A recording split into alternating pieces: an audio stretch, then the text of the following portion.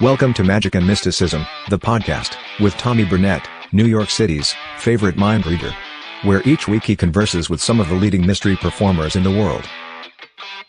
Today's guest is mentalist, Steve Wachner, AKA Steve the Amazing. So sit back and relax while I introduce your host, Mr. Tommy Burnett.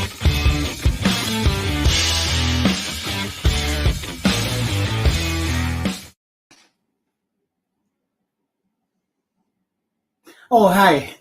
My name is Tommy Burnett, and welcome to another episode of Magic and Mysticism. Today is a special episode because I normally don't have an episode on Saturday, but today's guest, I think, is very important enough to have a special episode. He's very prolific. He's done a lot of really interesting writing and has come up with some very personal and touching mentalism. And he's also a fellow student of Kenton Upper, along with a lot of my guests. So I'm very excited to talk to my good friend, Mr. Steve Wachner. Hey, Steve. Hey, I'm not frozen. This is fantastic. Yeah. I made a really weird face like right before we got on air, and then it froze on my camera, and I was like, "This is gonna come back to haunt me."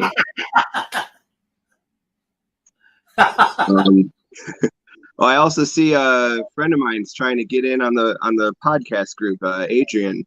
I said I was going to do a drinking game every time I mispronounced Adrian Lochin's last name, so so that's probably one. Yeah. So how are you? How you been?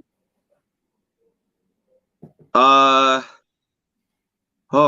been all over the place. So, and for anyone, I thought it would take longer to bring this up, but since you asked, I did just recently have a kid, my first son, and I am exhausted. I usually don't sleep anyway, but I do miss what sleep I had. So yeah, but congratulations. Yeah, thanks. It took a team of scientists and several years, so I appreciate it. Yeah, I've seen photos of him. He's beautiful. He's very much more photogenic than what the genes gave him. So I can relate. If any of my kids are watching, I apologize. As far as I know, I don't have any. But if you're watching, I was about to say I thought we were pretty good friends, and I just learned something new. You never know. So for those who are watching, who may or may not know who you are, do me a favor and just like do a little intro about who you are and what you do, and we'll move on from there. Often trying to find out that myself. Who am I and what do I do? Hi, I'm Steve. I am from Detroit, Michigan, and yep, it's right around there. That's how we do it. It's not even a cliche. It's just I got into doing the magic stuff somewhere between like 8 or 10 years old. I've got a picture of me like with a homemade pendulum of a penny taped to a string at about 10 or 11, I think, or maybe 12. I don't really have an age, so it's really hard to like gauge those kind of things for you guys. But I don't know. I'm a professional performer now. I don't do anything other than entertainment, really. I run a bar trivia company, so I do that during the week. I will listen to hockey games on the radio while doing Uber deliveries to make up like some of the extra money. But otherwise, yeah, I don't know. I'm an open book. I just don't know what to talk about. So anytime, any questions, anything anybody wants to ask. Yeah. I just want, a brief intro. That was Oh, great. I'm never brief. I can never start or end. I can never start or end a conversation. It makes me terrible on answering machines. Well, it's okay. We have as long as it takes. So, this is my last show of the weekend. So Yeah, long busy weekend for you. I saw that. yeah, and I'm exhausted, but I'm very happy to have you on the show. Give you some. Yeah. Oh, thank you. Yeah. No, that's great. Oh yeah, nice. I feel that. It's diet this week because of the kid. So I don't have as much of the. It's not as strong this week. I don't blame you. I'll give you some back. Yeah. Also my diet energy. Yeah, same here. I usually only have one cup a day, but this is my second one. So I mean, you talked about getting into magic a little bit. What inspired you to become a musician and a mentalist and a mystery entertainer?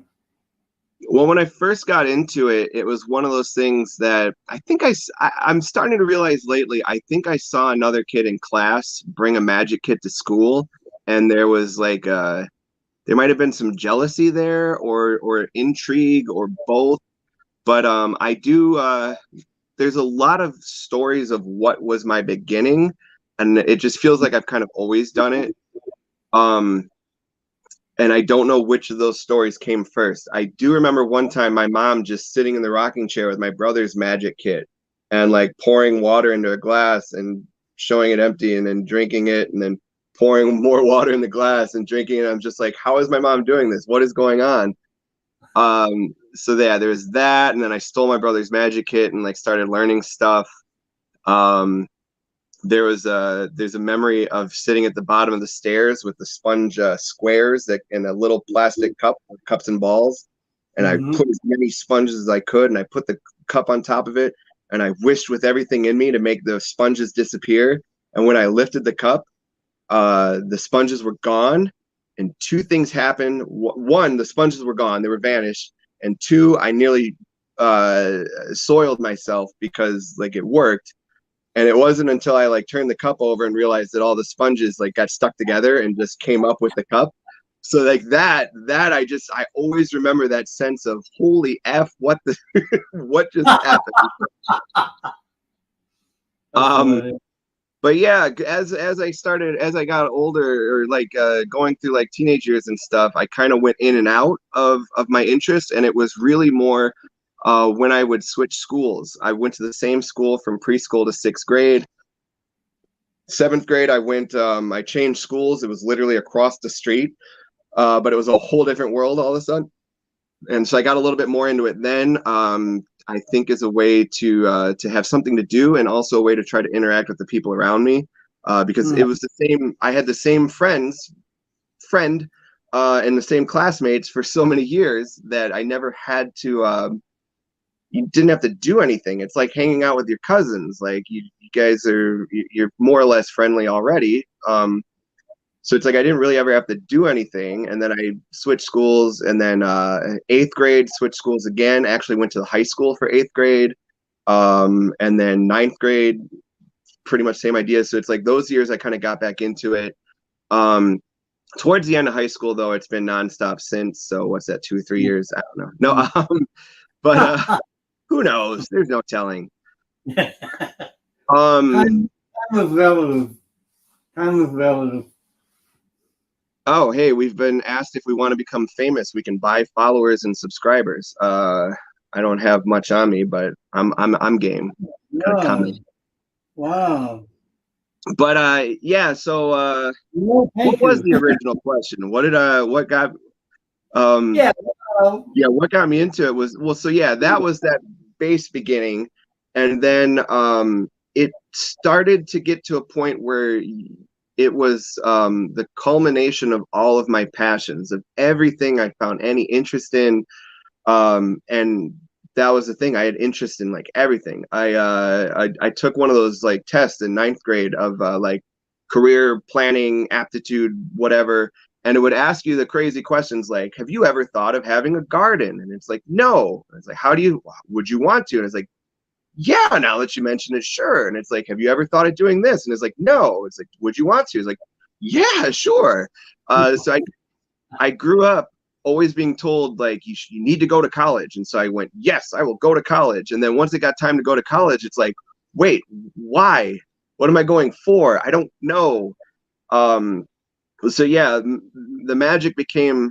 I realized it was. I mean, it's acting and psychology and arts and crafts and storytelling and going to I mean I used to be in karate class, and I always kind of like fantasize of going climbing up those long stairs on the top of the mountain to meet the master in his little place, and just sitting there for days in silence, and then like finally getting one little piece of information that like blew open your world and stuff. Like, so I even got that out of magic, as you know. And yeah, that was the weekend. Yeah. So One of the yeah, weekends. lying, even lying. I like lying. I like lying to a degree. I like the most manipulative kind of lying. I like lying without lying. I don't know, but it's some aspect of it that I enjoy. I like the creativity of it. I like finding the way to do it properly, and to still be telling some sort of truth without actually telling the truth and without actually lying. Like it's exciting to me. So it was all of that put into one thing, and I've fallen further and further and deeper, and there's nothing. I have to actually kind of crawl out a little bit because I think it got to a point where there wasn't anything else to me for a little while. It's like kind of felt like it was a little worry about that. So I've been getting into I think Terry Tyson actually gave me that advice of I think of finding other interests, finding other things that you're interested in, and jumping into them. So like cooking, I got a little bit more into cooking and baking, and I wish I could get back into drawing more. I love drawing, and tried to do it. I did it for a finale of a show a couple of years ago, so I made a drawing for the finale of that show. And yeah, so that's something I'd like to get into a bit more. But yeah, that's the long and short of it. Great question. Yeah, great answer. Um, Tiny. so who are or were or both your influences in magic and mentalism? I'd like to actually start with my influences outside of magic and mentalism, because as much as I do have some very strong influences in magic and mentalism, I feel that I draw a lot more from my influences outside of it. Um, I uh, I didn't want to be another of the same kind of coming in to performing and as a creator and just kind of as a person. So I liked bouncing stuff off of my outside influences. So a lot of musicians, my biggest influence is Beck, musician Beck. He's my absolute favorite. I probably have a record or two of his behind the curtain here in my bunker. But I mean, I love comparing stuff of his to performance mentalism, because he's a multi-instrumentalist, and while it's really good to have a particular a set focus of your material, there's also something very intoxicating about somebody that can do really well in a lot of things. So you take the idea of a multi-instrumentalist and imagine it towards performance magic and mentalist. You could have somebody do something with a pen or a stack of papers, or I love taking the hotel notepads when I go to a hotel, and they keep giving me less and less pages each time, but those are a favorite thing of mine to do stuff with, or cards or coins or nothing, just kind of improv. I love the idea of seeing the different performances he's had, because he's had a very long career. So I like seeing all the different performances and how he's adjusted his style, where you have a song that may have been popular in the mid to late 90s, and then you perform it in a new setting, in a new venue. So I like the idea of taking a song that would be like this big pop stage performance and then stripping it down to an acoustic piece. And I take that kind of inspiration to turn some effects so that I could do them over a camera, or in person, or in a loud environment, or in a stage environment. So yeah, Beck is a huge one. St. Vincent, Annie Clark is another big. I love her stage presence. I love the artistry of what her and Beck as artists. I love comparing, trying to get to that kind of artistry. But you just see she does these very minimal like stage movements to get these massive emotions across. Her stage settings are fantastic, and the outfits and the storytelling of an album. She'll put like this whole visual. So from the album, from the sound, from the stage performance, it's all this cohesive like piece. And her style, her look. So she's got a new album coming out now, and she's like completely changed the hair color, the cut, the face, the makeup, and the persona, and so like stuff like that. Those I always look for like kind of outside influences. Jim Carrey was a big influence growing up. I think with almost everybody that has any sort of weirdness to them. So yeah, that was another person.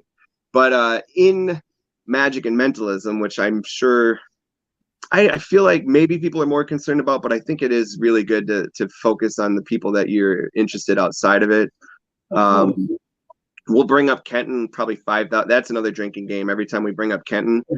Kenton Knepper has a great book, Tools of Enchantment. That was a book that is very important to me. Or Enchanted Evening. Sorry, Enchanted Evening. Tools of Enchantment, also great. And Enchanted Evening is the one I'm referring to.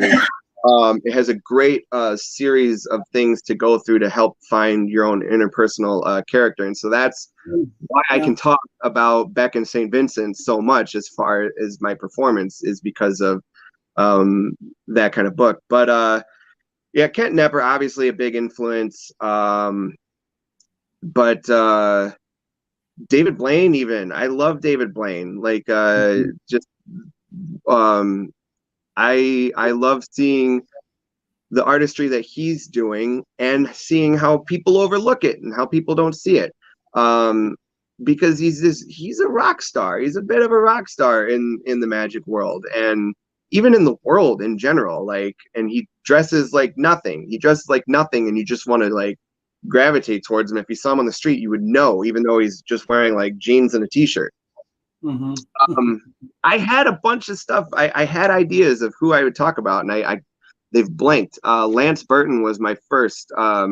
I saw him on TV many years ago, and I have this weird thing about me where I am like obsessively loyal.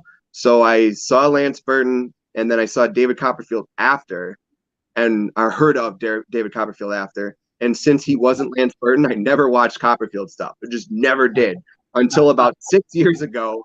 And holy crap, Copperfield's amazing. Cheesiest magician in the world. But the beauty, the story, it's just amazing.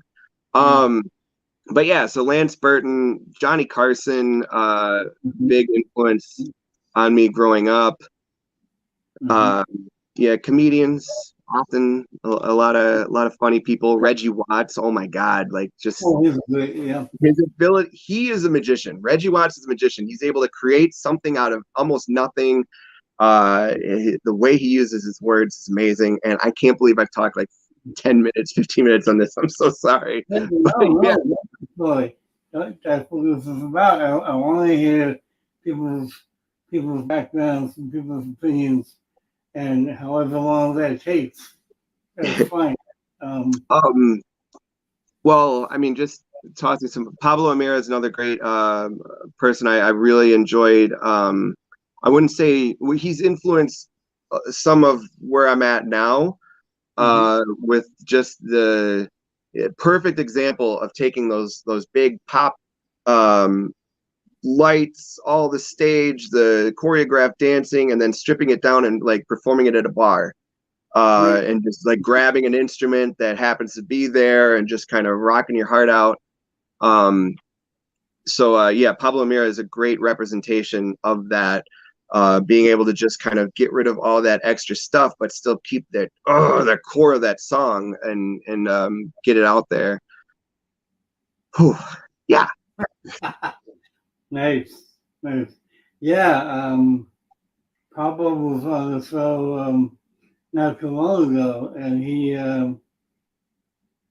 is amazing. I think I've rewatched most of these episodes at least twice, and both Pablo and Enriquez, uh, I've watched at least 5 to 6 times each Yeah. because they have they have so much to say, and I know you will too. So I have a lot. I talk a lot. I don't know. We'll see if I have so much to say, but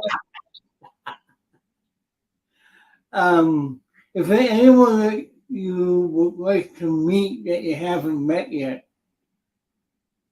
I have been kind of always a very incredibly lucky person, and I am very thankful for it all the time. I don't know how I've met some of the people I've met, and it's amazing, and not all of them have like International Brotherhood of Magician like website or like browser or like address or whatever, but it's like some of them are like everybody that I've met with you. It was amazing to meet all of them, as well as, is it Bayer?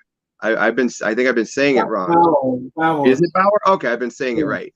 Either way, no, not either way. Names are important, but meeting him, and Alex, and God, I can't remember everybody, the Underwoods, and more and more and more. But yeah, I've even been lucky to have met. I've met Beck twice. Performed once for him, so that was cool. And Banachek made me crap my pants in Vegas. Meeting him. I think he hates me. I don't know. We'll find out. But I think a lot of people hate me. I'm a very insecure person. So just read my face from like before the show started. You're in good company.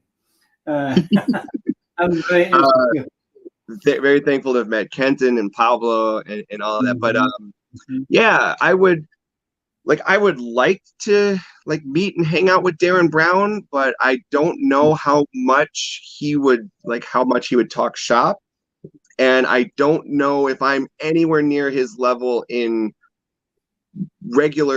his interests. So I feel like I wouldn't want to waste his time. Right. Then again, I don't know how much I'm connected, how much I have connections with just about anybody. Like I kind of was a hipster before hipsters were hipsters. And so like I have it's like, oh hey, here's a popular thing. Meh. So it's like movies, I haven't seen them. You asked me if I've read a book. No. You asked me if I've seen a particular show. No. I'm bad with names. So you're like, hey, do you know this performer? Maybe, I don't know. But I mean, David Blaine would be really cool. I think he would enjoy my kind of spontaneous style and my kind of weaving with whatever is given to me. Will make something out of it, and my kind of like, I don't want to call it boldness because I'm not very bold, but like my willingness to try stuff and do anything. So I think David Blaine I think he'd be a lot of fun. Every time I come to New York, I send him a tweet just in case. He is a follower, so I'm one step closer. Yeah. And I've seen him on the street in New York, and I didn't want to bother him because he was with some people. right. But my friend Brandon Williams walked up to him once and talked to him and performed for him, and David took his information, so that was cool. Yeah. Yeah. I heard that he once went to one of my favorite bars in New York, but I've been told not to tell what the bar is, so I'm not going to. Okay. It's called Please Don't Tell. But I don't know if you've been, but it's okay. Yeah. So every time I go to New York, I send David a tweet that says like, "Hey, I'm going to the PTD. I'm going to PTD. I'll buy you a drink if you happen to be in town." So one of these days, Luke Germain would be another really cool. I think me and Luke could actually probably hold a conversation together for a little while. And I've most of my quarantine has been spent listening to him talk anyway. If anybody knows of his tarot Facebook group, I saw the show yesterday.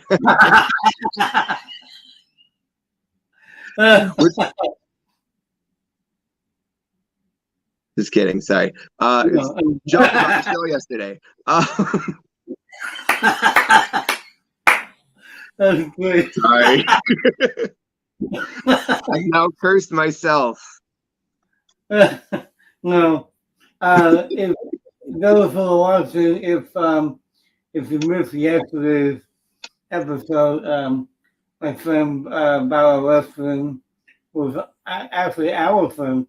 Bala Western was on the show, and we were having some technical difficulties, and he froze up a couple of times. But it's probably my fault. Didn't want to get shown up on the same week.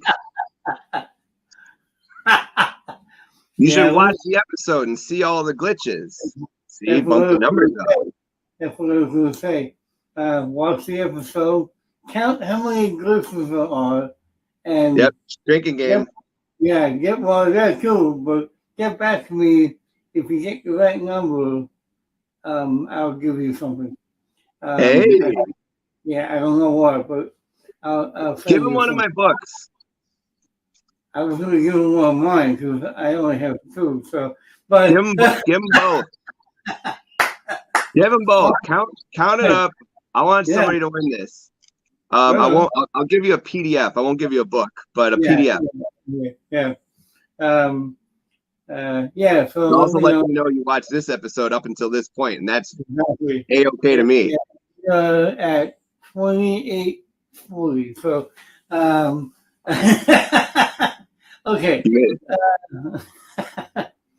Do you have a favorite highlight in your magic mentalism career?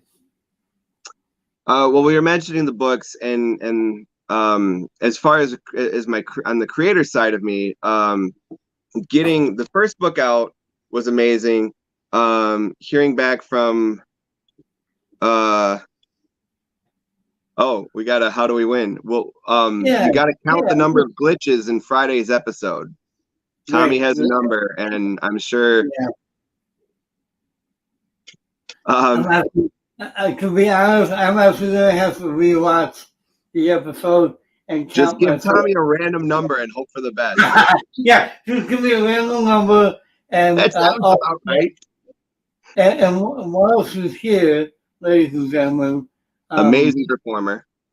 amazing performer. She's going to be on the show this coming Friday, so I'm really looking. Oh, I really don't know. I really don't know at this point, but I will check today or tomorrow, and I will get back to you, Alex. Thank you for playing. um, yeah. Also has an awesomely spelled first name. Like, I'm Yes. jealous of your name. It took a while naming our son Reese. Actually, it didn't. It was the first name my wife picked, but whatever. So I was really heavily focused on names, and I'm like, damn, that's a good one. I would steal that one. Yeah. But where So, was I? Highlight of my career. This right yeah, here. This I was yeah. this is the best. This is my favorite moment in all of time. Oh, Adrian. You have to accept that. You have to. We Yeah. are by law. We have it tattooed Yeah. down. You Yeah, can't see it. I have right now. Yep. Tramp stamp right across the back, off by one. We have to accept, as Kenton students, we have to accept anyone being off by one. That's right. Yeah. Thank you. That was great. I spoke too soon. See, I'm always in the future. I'm always in the future. This moment. I was a minute off. This moment right here, greatest moment of my career. This has been fantastic. Nice. Off by one. I love it. Yeah, off by one. That's true. Yeah. Oh my gosh, I completely didn't do that on purpose.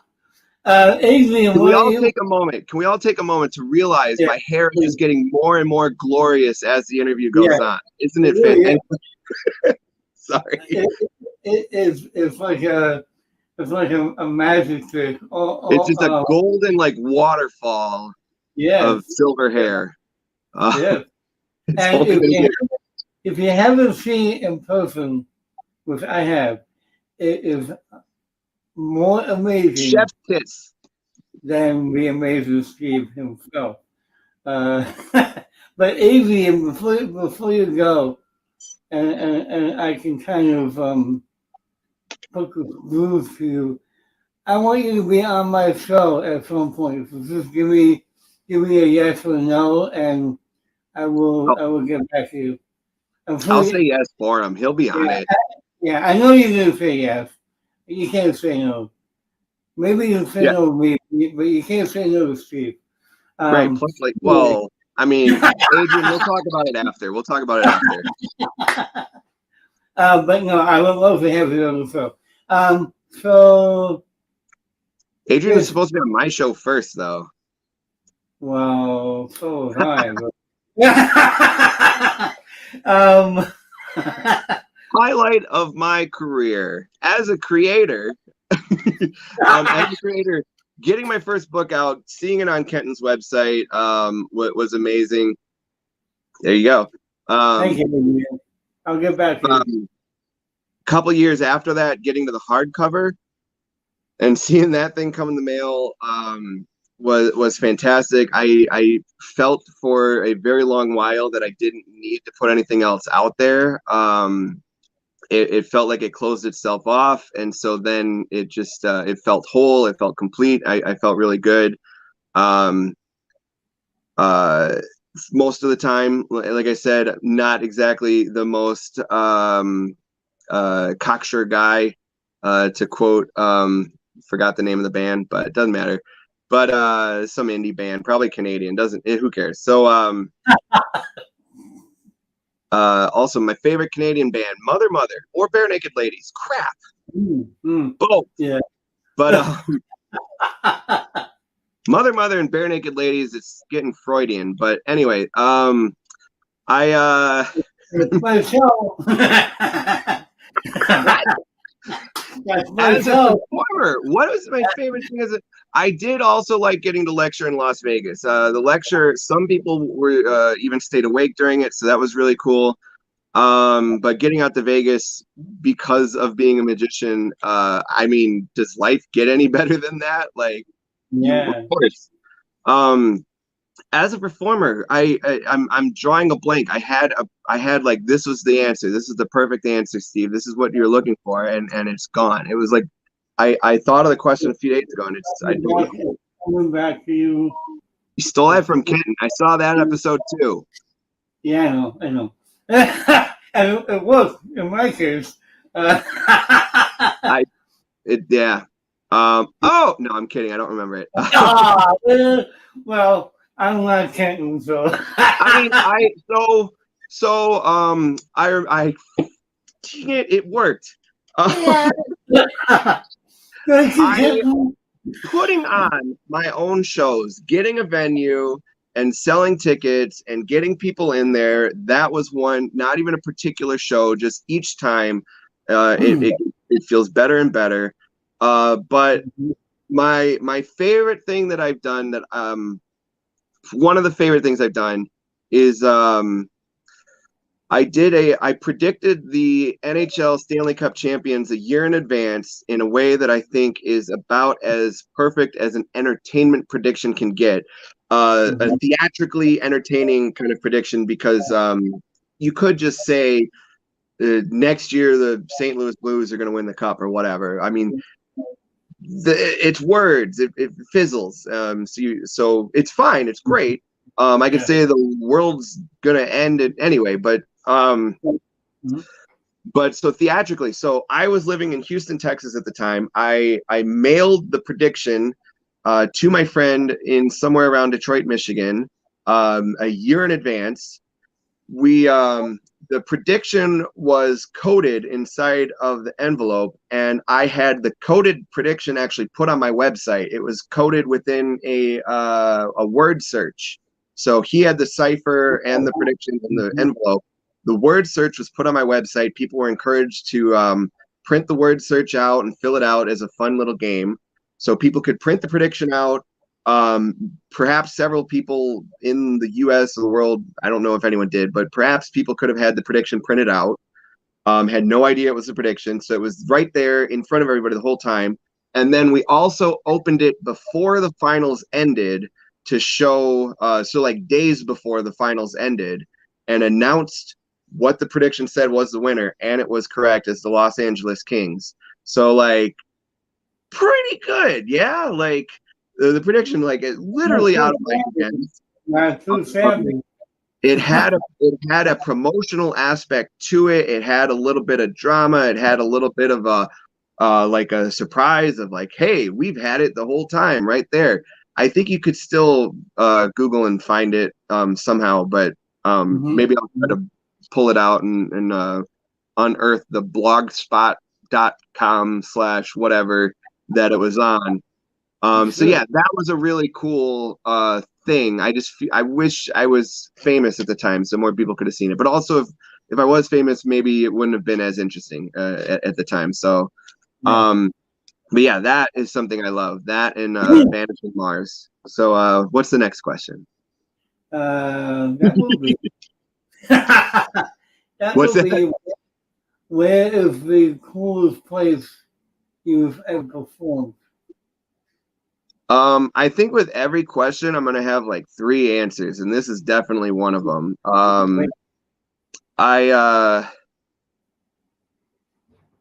Like a favorite time that I performed. I got to perform Bent Scent to Kenton and his wife at dinner, which was both exhilarating and terrifying.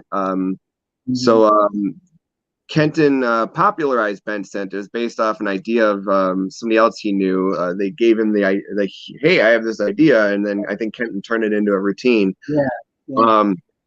Many years later, I was somehow fell into recording a video for Bent Scent right over there actually, and that was terrifying.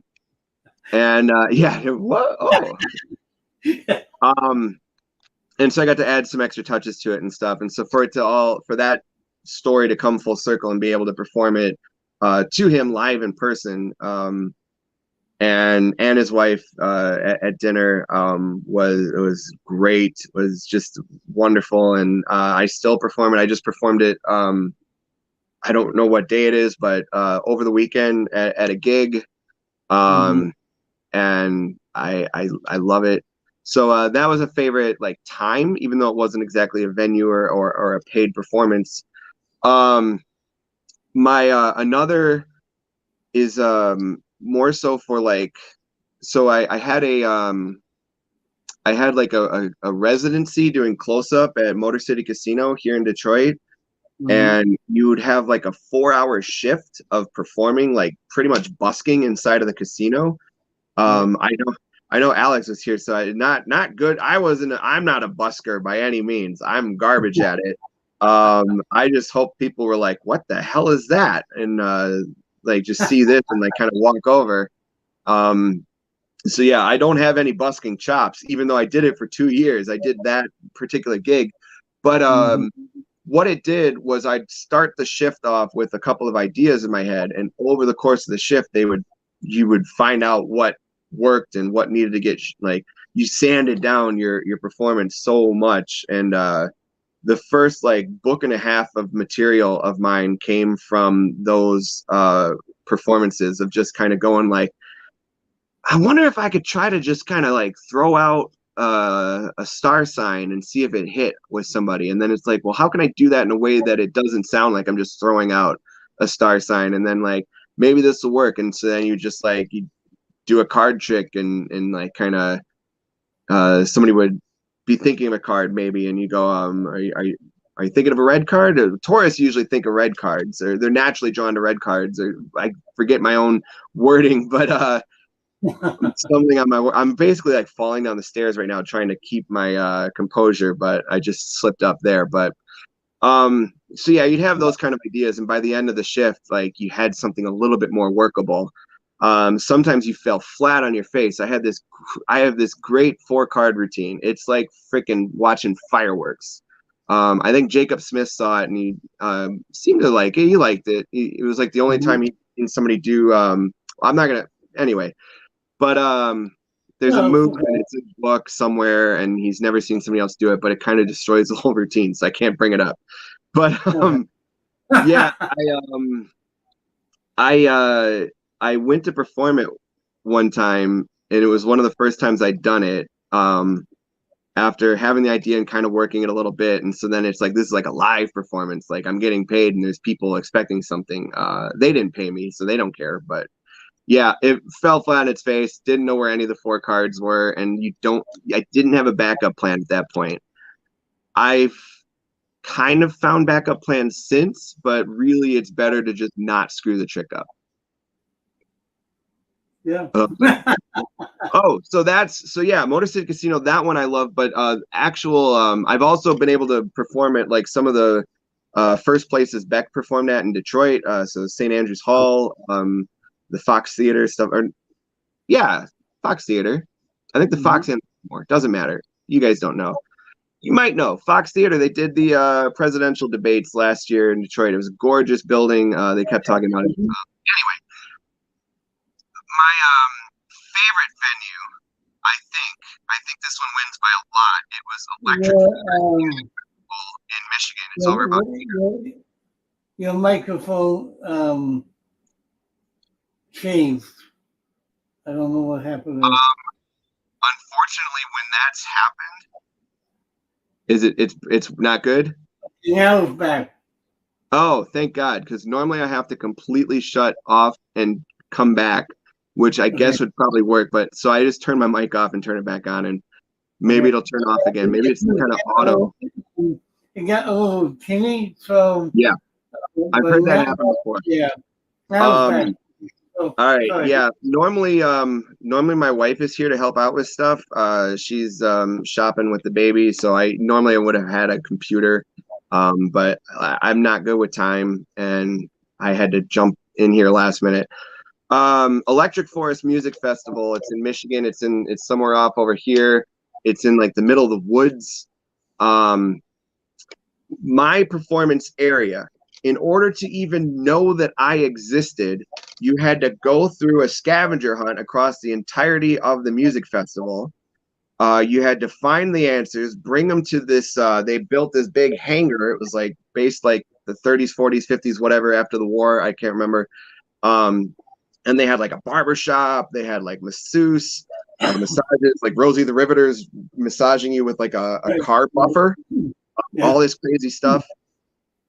Travel agents. You brought all the answers to the travel agent. The travel agent would tell you to go to the oil change place. The oil change place would they would give you, the travel agent gave you a secret password, and you set it to the oil change guy, like, I need the special or whatever, and then they sit you in a back room and go over the bill and then tell you to close your eyes before you get the bill. And when you open your eyes, the entire floor, wall, and the chairs would have spun. You open your eyes, there's a small stage, there's a burlesque dancer, it's a speakeasy, there's a bar, there's a pool table, there's tables everywhere, and then there's me, the magician. It was an 8-day music festival over 2 weekends.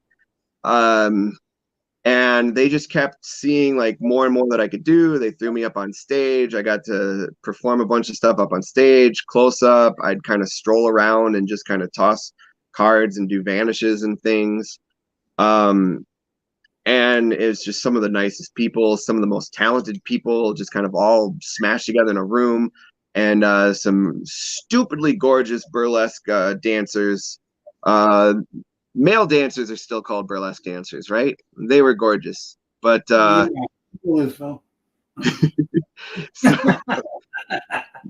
they're all great. And it was just a surreal time of life. It felt like I was in some. I don't do drugs despite the hair. But it felt like I was just constantly on. Me either. Yeah. Me either. Despite the hair. It just felt like I was on drugs the whole time. And then it was even worse because, so it was 4 days on and then 3 days off in between and another 4 days. Those 3 days that I went back home, like I had no idea what was going on. Life made no sense. I was walking around like with my eyes like, the sun, and I'm wearing those weird hippie pants that are just like a bag with like weird symbols all over them, and they're over there, and like just like anyway, yes, it's like, yeah, I had to host a trivia game in between, as well as send my I had to host a trivia game in between, and so it's like I came there and I'm like, thankfully, one of the trivia teams actually were at the festival. So then when I came back, they understood what I was going through. And I'm like, oh, thank God, because it felt like I was dropped back on the planet again and like I was lost. So yeah, those are my favorite, and a whole bunch in between. I love being able to go to like rich people's houses and like I would have never been here, and going to cool parties, and even like when I do kid shows, which is weird because I still like bend forks and guest cards and guest thoughts and stuff with kid shows. So maybe don't hire me for kid shows, but hey, sometimes you need to get paid, man. Like I just show up to the kid shows, like hopefully they just find me like looking like a cartoon character and they're just excited that somebody's there, and then maybe somebody likes it, and I'll occasionally do like a Mickey Mouse impression, and that's as kid showy as I get. I do bring out like Jay Sankey's earplugs, but I've lost some over the years and I've forgotten the routine, so I really just bring them out to do one phase and then that's it, and I'm like, well, we're putting these away. One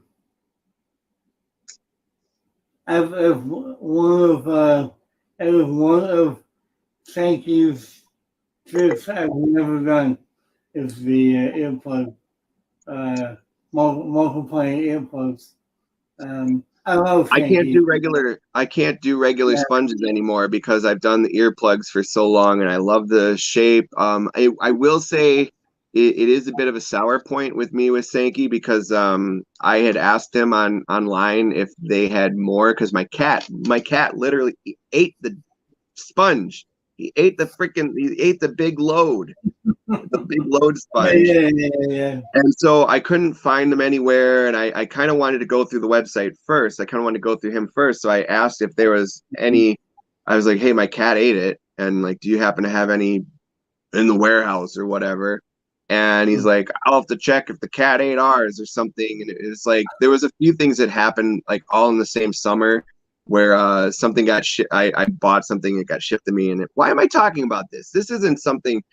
I bought Jay Sankey stuff for like 12 straight years. So like I'm a big Sankey fan, and I think he's a great way to get into magic, especially.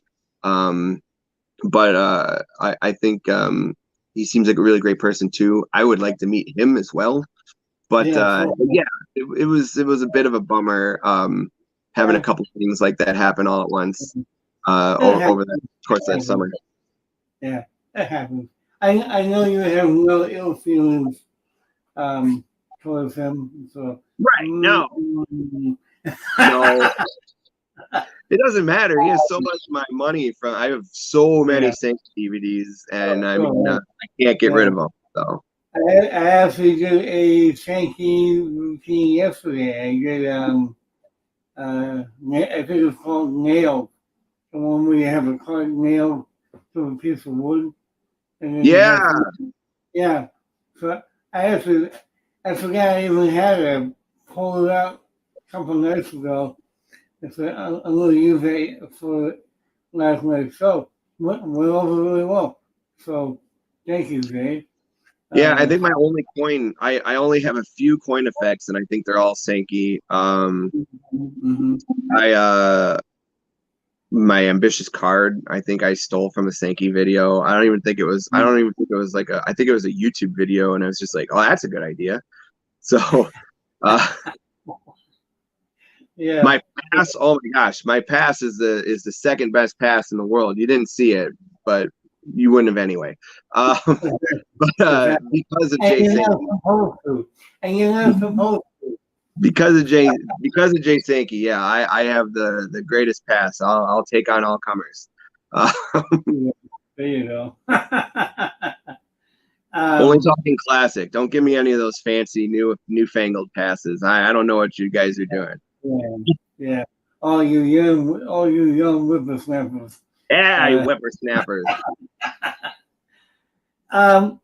So let's talk about your mechanism, the things that you have come up with and put down on paper. Things like pen and ink. Pen and ink. Things like Edison and Tesla and those. What I could do after the lightning strike. I love that one. I love it too. And it's like I doomed myself by making it like I knew I was pushing it. I was like, it's too long of a title. It's too long of a title. Nobody can talk about it. Nobody can talk about it, man.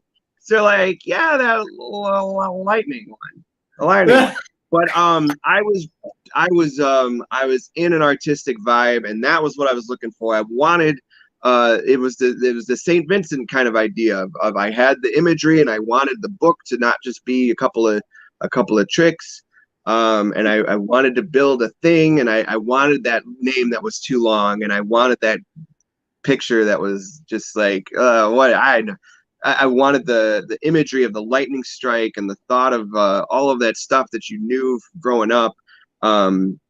So yeah, I knew what I was getting into with it, but I love that one. Even if it's not like you're gonna buy the book, read it, and then go out and perform this stuff strolling. Though that book was for a particular reason. You could Craig Logan has an effect in it that you could do strolling. You could just do like table to table. I think probably the reason people like my book so much is because of Craig Logan's contribution. I think the rest of it was fluff, and they're like, whatever. But man, that positive negative billet thing, that was really cool. I was like, yeah, remember, it's Craig's. It's not mine. I just stole Craig and Adrian at times. Yeah. And unfortunately, Edison Notes and Tesla Files both are now off the market. The Edison's been off the market for a while. I killed them, which I don't think any other performer has actually killed their work, but we laid them to rest. Rest in peace, Edison Notes. That was a few years ago. Tesla Files just recently sold out the last of its paperback copies, and the PDF's no longer available. It will morph slightly. It'll get re-released. Some of the material, I always said I was going to take some of the material out and not have some of the material out there. So it'll get re-released in some way. It kind of already has in some shapes as well. So there's kind of a new wave of products that have come through, which would be like Alphabet Soup, a book on progressive anagrams. There's Bedroom Light, which is a pretty cool routine. It's well, it's not. I don't want to call it a routine. I don't want to give anybody. I don't want to make anyone think that it is anything that it isn't. It's more like a structure or a particular kind of plot. Maybe not. It's not the right word. There's a certain phrase, and I always go back to Nico. I've never said his last name out loud. Heinrich. I don't. Yeah. He had a book out. I think it was Psychic Pickpocket, and then underneath it, there's a sentence that he uses to describe what it is, and I can't remember what that is. So Bedroom Light is that. Whatever that thing was, it's that. It's something to add to your current routine. So it allows you, in the course of a random word guess or maybe a drawing duplication or like a card trick, to reveal details of a thought of room in someone's house. I still use it. I still have a lot of fun with it. It was something I talked to Kenton about in 2015 or something when I first met him. And amazing thing about Kenton, I bring it up to him and he's just able to instantly throw out ideas to me, like, well, you could say for the color of a room, do this color, that's the most likely color. It was like he knew the routine and he'd been working on it as long as I had, and it was like I just walked through his door an hour and a half before or whatever. But yeah, I've been starting to incorporate it as a moment in my Q&A act, actually, just to kind of get a little kind of take it out of the room. And it's interesting. It's fun. I really like it. So yeah, Bedroom Light, Alphabet Soup, What I Could Do After the Lightning Strike, those are ones that are still out and available.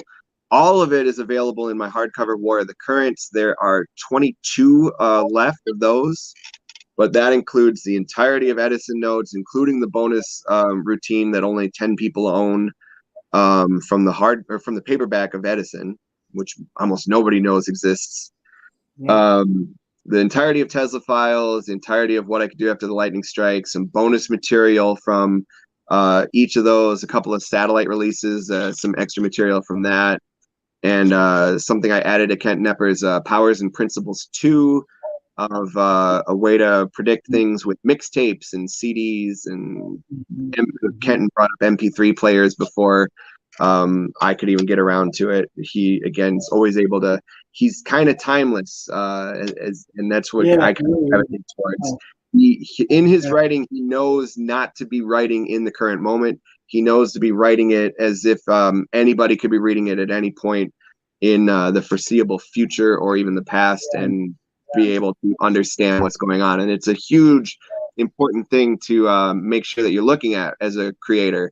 If you're talking about an effect that needs the iPhone 11 or whatever, I don't know what iPhones are, but yeah, like that's going to be a very short time limit. And Kenton's writing makes sure to always bring up other ways when technologies that seem like they're going to always be there or be there as long as you care.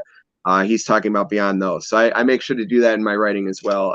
I've stolen a lot of kind of writing habits from Kenton, and Luke, and a little like even like Peter Turner and Fraser Parker and a bunch of other people. And Fraser Parker, by the way, since we brought up Bedroom Light, when my first book came out, he was kind enough to let me use a method that he used in his Effect Memoria to make bedroom light into a routine that then became, it was essentially, it seemed like you were picking up on details of any scene somebody was thinking of. So they could be thinking of a favorite movie, a childhood memory from school or whatever, and you were able to reveal details of the particular scene they're thinking of by mashing those two together. I think that's only available in War of the Currents and maybe my live lecture notes. But yeah. So, Man, I didn't think I liked talking about myself, but I was wrong. That felt great. That just poured right out. Good for you. Well, really, that's what this is about. That's really what this show is about. It's about helping people get a venue to talk about themselves and not only be more comfortable with that, but also people get to see you maybe in a different kind of light than when you're performing. Because I know for me, I'm way different from when I perform. I'm actually pretty shy and what was the word you used before? Said a lot of words. Yeah, I don't have a high self image of myself all the time. You know. Yeah, mine goes back and forth because you do kind of need to have a higher image to leave the house looking like this. So, I hear you. Boom! Brought it up and down all at once. Here, this right here is 59 years of beauty and love. All right, I call myself ageless. 59? Are you freaking kidding me? I'm off. Get me off of this show. I'm leaving. I'm going out of the studio.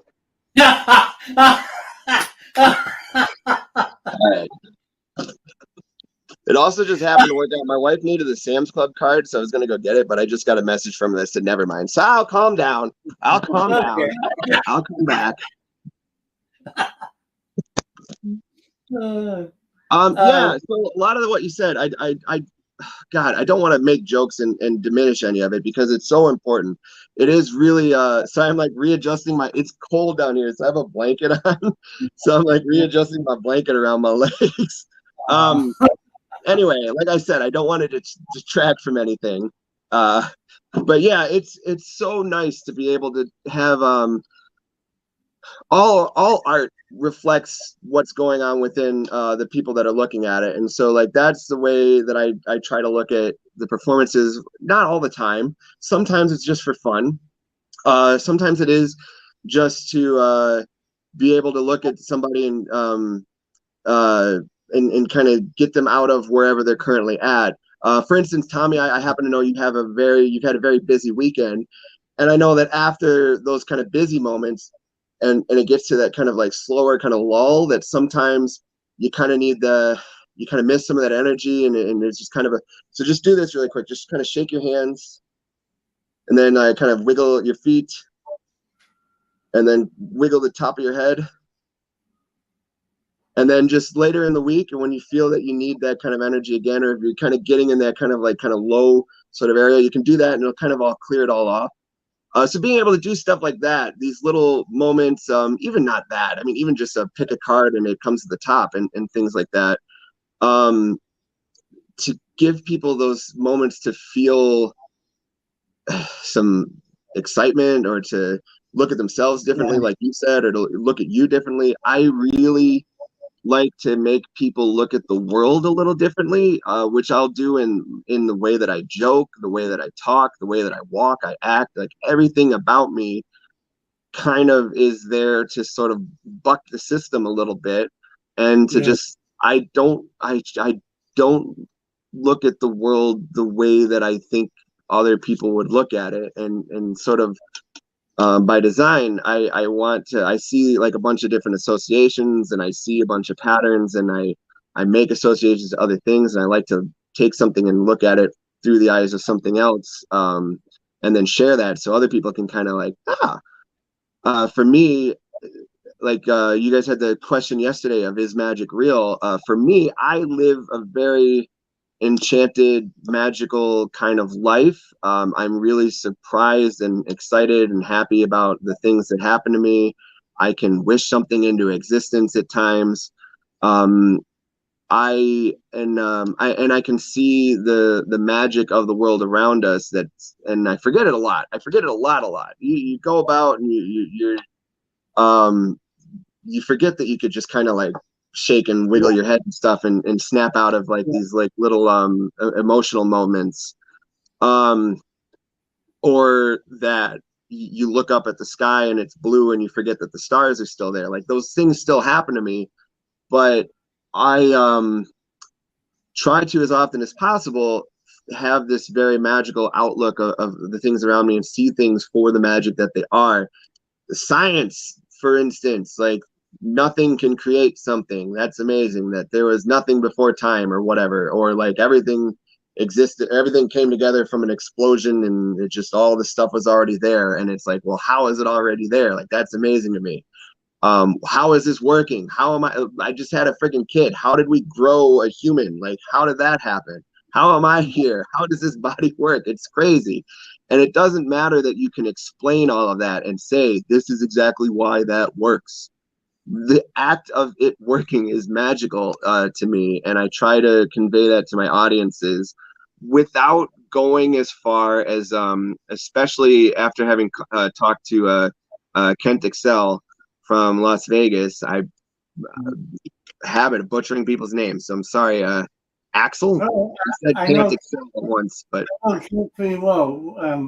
I know Kent when he used to live here in New York. So oh yeah, yeah. And he's still, oh yeah. my, We dude actually flies back and forth for performances and stuff. yeah. Rock I star. forgot. Yeah, we actually performed together a couple of times at LOL Comedy Club. I forgot about that. Yeah. Um, Yeah. So it's funny because there was Kenton Nepper with the Inner Sanctum and the magic of the world, and then a year later I went to Vegas again, um, mhm. for a different Kent for and hung out with him, and it's a very different view, and I love being able to get both sides of it. So Yeah. he's very into um, making sure that we don't leave our audiences, as he says it, making sure we don't leave our audiences dumber than we came in Mhm. Mhm. by encouraging particular beliefs that could lead to something harmful. So if we do a very good job as a performer of psychic phenomenon, Mhm. and we don't say whether it is or isn't real, or we kind of nudge towards it's sort of real, that maybe that person will like go and get psychic surgery and could possibly have some sort of detrimental thing happen to them. So Yeah. it was really great hanging out with him and getting that sort of gut check, reality check. I don't go as far as him. I don't go as far as I think people think Kenton goes either. Um, but I do make sure, for one, I'll do a card trick and I'll tell people this is a card trick or Yeah. this is the move I'm doing, even though it's not the move I'm doing. But like, so it's still lying, but it's grounding them in some sort of reality. And I make sure to I try to find ways to let them know what I find magical without pushing them off the edge. Right. Which really I think is I think often it's, for one, Kenton has been around for a while. His feelings and views have changed over the course of time, but also I think they're kind of complex, and I think it is kind of hard to know exactly what he's getting at. But I think the best way that he describes it is that he is a symbol of the things that he finds magical. He's a symbol of the his performances are reflections of those kind of things, and whether they're Yeah. true or not and stuff. But he does also make sure to be very specific about, and I do as well, about um what these performances mean. And like, so like if you were to remove somebody's headache, you're letting them know this is still temporary. I mean, a headache isn't that big of a deal, but if like Right. this is temporary and you need to do your part appropriately to take care of this. If you're not eating well, it's going to come back. If you're not you can't take responsibility for that. So I try to do that. I try to find that balance of taking the responsibility for what I'm doing, but also making sure to get out that sort of magical vibe and represent the magical world that I live in, which is unrealistic and kind of crazy and stuff. But I think it can be refreshing and in small doses, and I think that's what I hope to give and what I like, and I do love the power that we have. I performed to somebody at the mall once, just randomly, just kind of saw them and just went over and was like, hey, because I was like really been like all week like bugging myself to perform. And so I just kind of went over and did something to them, and you never know where somebody's at. And they were at a point where they weren't feeling great, and they said, thank you for, that was the highlight of my day, the highlight of my week, that really helped me out. I really needed that. And getting those kind of responses is amazing. And it's something I think we forget. It's a power I think we forget that we have. And it makes me feel bad that I'm not performing to outside of gigs as often as I'd like because of that. Like, I don't know, I'm a very inward kind of person, and a very, it's just, I'm thinking of what other people are thinking so much that I worry that if I approach somebody, they're gonna worry what they're gonna think about, and I worry about me thinking about what they're gonna think about, even if they're not thinking about it. So it's like I'm a very anxious person. Yeah. But I think I need to get over it and use the power, the real actual power of performance and art and performance art that we have, and help some people out. And I think the most important thing for that, which we probably would have addressed at some point, but I think the most important thing about that is being present and aware of the people around you, to notice the things, to notice if somebody, that's the person that looks like they'd be open to me coming over. Even if you just come over to chat with somebody, I mean, that's something. Like, you don't have to do it. You don't have to pull out your impression pad for everything, but you hopefully I can say that into the first hour. I'm sure lay people now are far gone. Also, I don't own one, so I don't know what I'm talking about, but anyway. A what? Yeah. I mean, I've tried to make some over the course. It's just never, it's not exactly been my thing, but whatever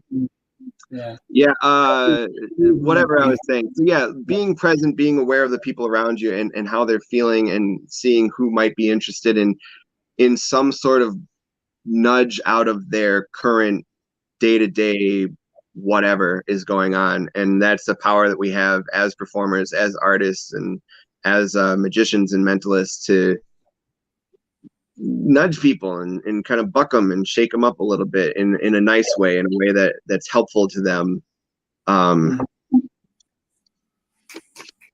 Yeah. No, I agree with you completely. You brought up a number of important ideas. One being that especially mystery performers have a responsibility to how our audiences react on every level. So when they leave your performance, they are in a better place than they were. Also, but for really quick, just to really hammer that home, though, is like not just to make them better off than we left them. There's several levels that we're operating on to make them leave better off. Not just like I mean, you can go at the base level of just putting a smile on somebody's face. That is absolutely fine. That's necessary. It's needed. It's so important, and people will love you for it. But once you start, if you're going to those other levels, you have to know that they're there, that there are other levels of somebody could see a performance and have it feed into a belief system that they're in that could be harmful. Not that we're necessarily out there to change people's beliefs, but if you can make sure to look at your performances to make sure you're not enhancing those ideas, without perhaps going as far as like Penn and Teller, they disprove literally everything in their show, and it got a little much for me. Like, they're disproving juggling. So I mean, I don't know if you need to go that far, but it's available to you. But yeah, if you're going any further past just base level entertainment, I think you need to make sure to look to see what else is in those levels and what your responsibility is at those levels. Yeah, that's what I was going to say, but I think you probably said it better than me. But yeah. I didn't know I had it in me. Yeah, I think it's about my responsibility is to maintain safety and make sure that they're safe and don't have any wrong ideas that may cause harm. The same thing with like hypnosis. Yeah. You know, you can't just put somebody under without bringing them back out, you know.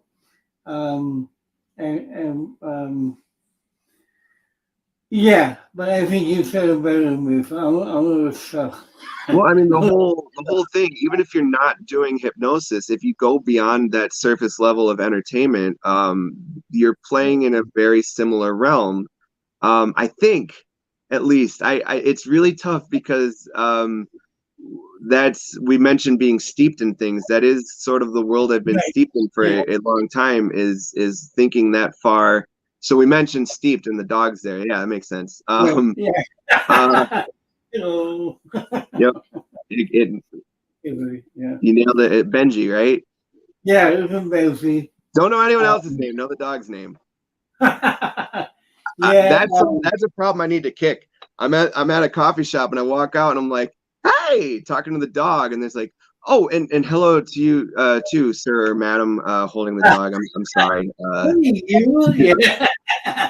Like I think there's a lot of times that I communicate to my wife by talking to our cat because it's like it's not so direct. I am a very terrible person. I am a broken human being. I'm working on it. Like that's the only thing I've been able to connect with people on is being a broken human being. I don't know any of your sports. I don't know any of your TV, your whatever. But if you're like, man, I really get down on myself, I'm like, best friend, how are you? Can I be your friend? Yeah. That's the other thing. Everyone is my friend because I don't remember who I've met, so I treat everyone as if I've known them forever because as far as I know, I probably have. I don't know. I can relate to that. So we're gonna keep going as long as you feel up for it. I'm up for it. Nobody's canceled us yet, right? So we're good. He's probably gonna try and interrupt because it's time for his dinner, but we're gonna keep going anyway. So he may pop up and say hi. Yeah, that's fine. I have 2 cats and 2 birds and a 17 or 18-year-old from Latvia in my house, so like we're good. Yeah. I'll have to bring that up why I have a 17-year-old Latvian in my house, but we'll get to it. By the way, how is everybody? I forgot to ask. Like your wife. My wife is tired, but she's more of a professional at it than I am. I don't know how she puts up with me when I'm awake. I don't know how she puts up with me when I'm tired. I don't know how she puts up with me when I'm tired and she's tired. But I'm not like I'm here and I still got the ring and I'm like so I don't know. I think it was just the baby. The baby gave her hormones that helped out or something. Like it's like a drug Yeah. just or she like looks at the baby and it's got my like kind of like glazed over eyes and so it's like I like you. I kind of like Steve because I like you, baby. Uh-huh. But yeah, I think we're all doing good. I think we're all Mhm. doing good. It's a lie. February is generally a rough time, and me and my wife are doing good because we're on a bit of a high from the baby. But yeah, there's a lot of stuff going on, and yeah, we're trying to push through it. Our house has so much baby stuff. So many people have helped out. It's really ridiculous. Um, and I'm learning little things to keep my anxiety in check. So it's great. Um, but yeah, so I don't want to say everything's perfect because it's not. We're doing good though with the what we've got. So yeah. Yeah. Right. Yeah. Um, I think it was a woman named Marianne Williamson who I've heard her say, Life is messy." And so it's never, My house is life. I hear you, so is mine. If you could see the other side of I my love the Simpsons. I love the studio. Simpson image that where they had the taped off like the Zoom space and everything else was garbage. Because that's what we're living in, man. Yeah.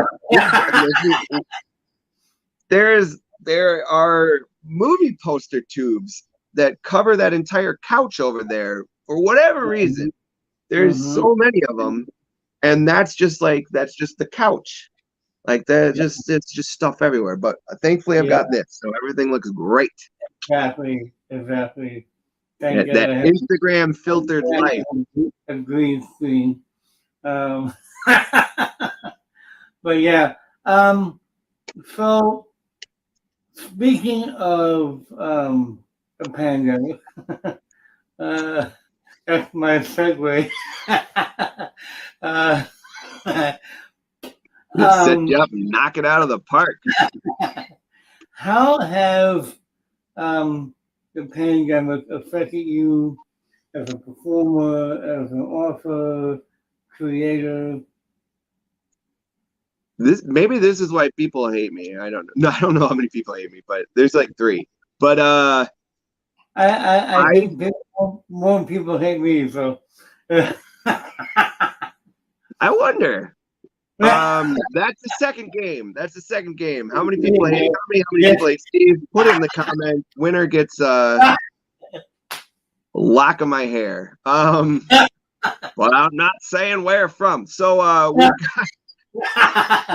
Oh, in that case, I'm still in the game. Okay. avoid. All right.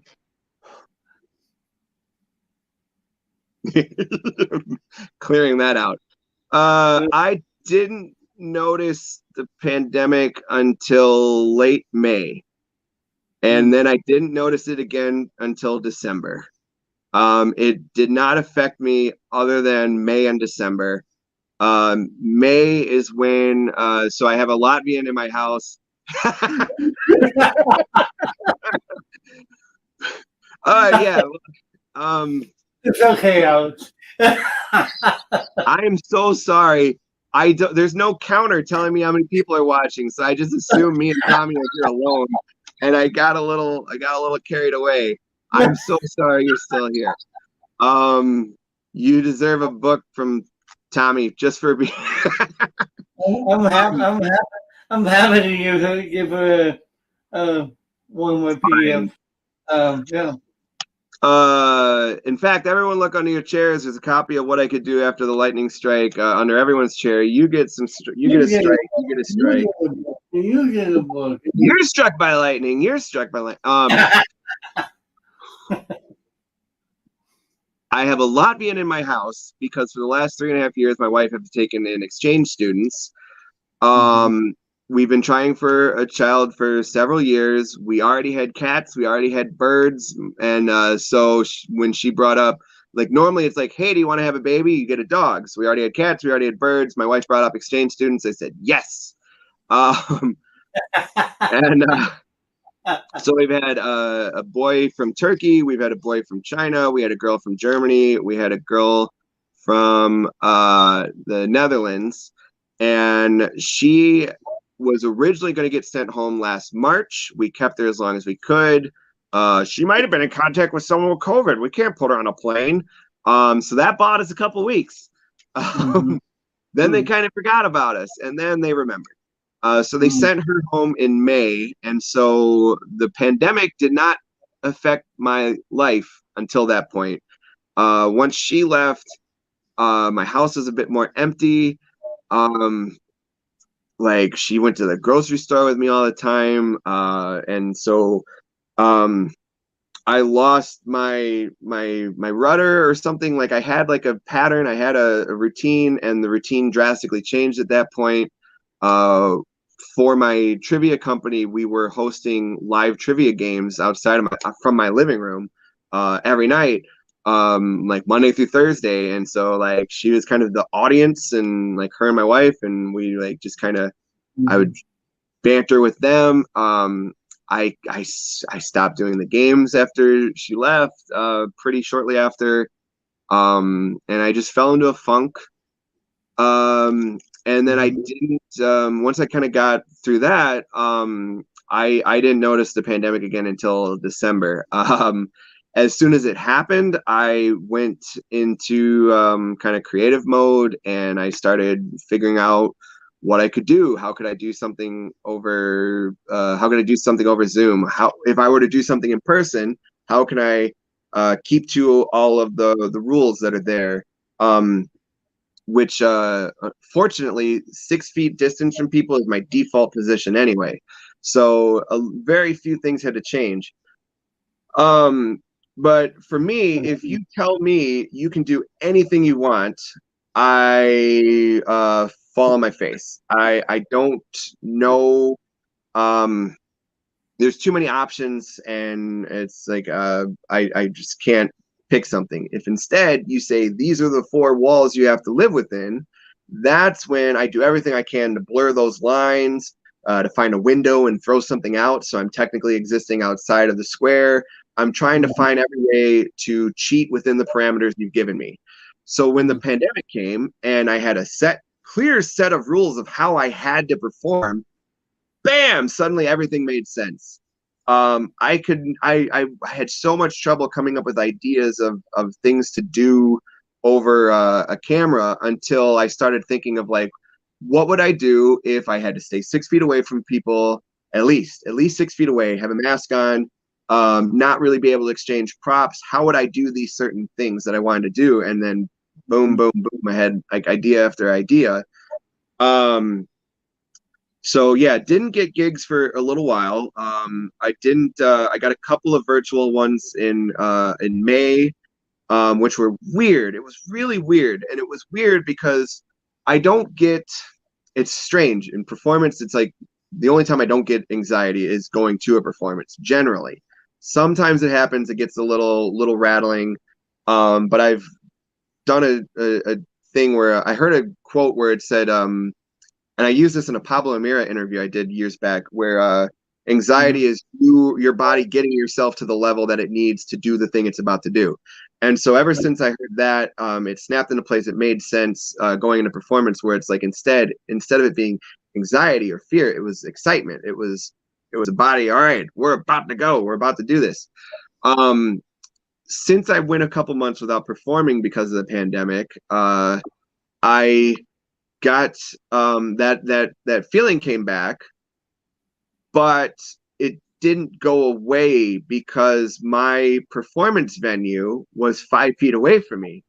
I was sitting on my couch, and 5 feet away from me is my table, my background, my light, my camera, and it was just there waiting all day.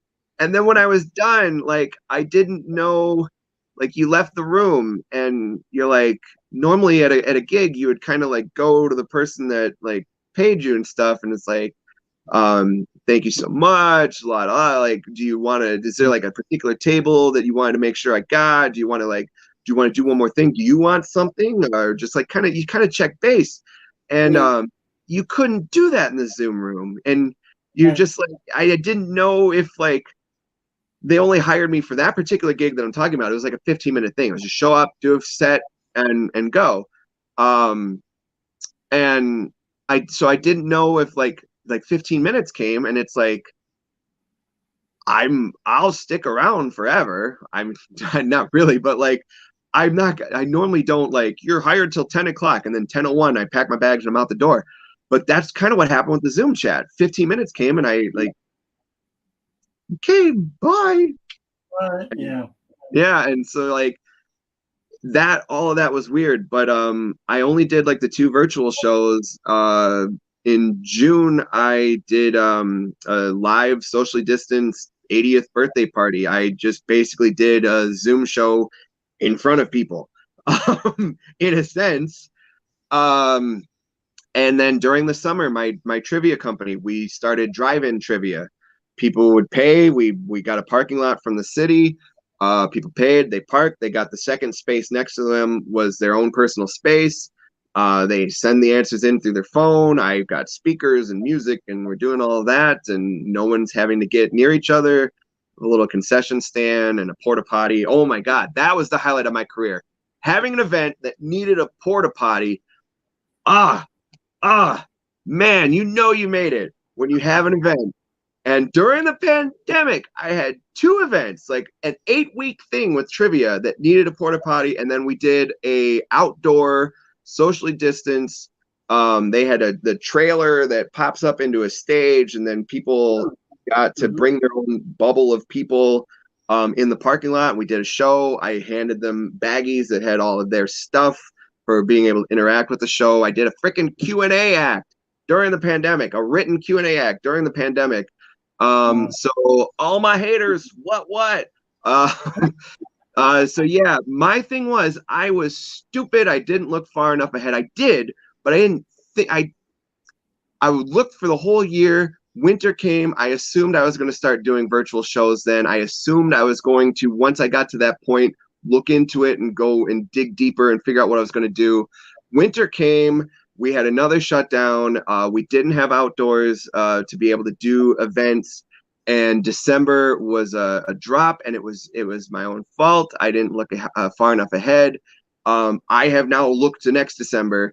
And if anybody wants to if anyone wants to chat and figure out what I think's coming for us and what to kind of prep for, and like I'm thinking about it. That's my thing is out in the future.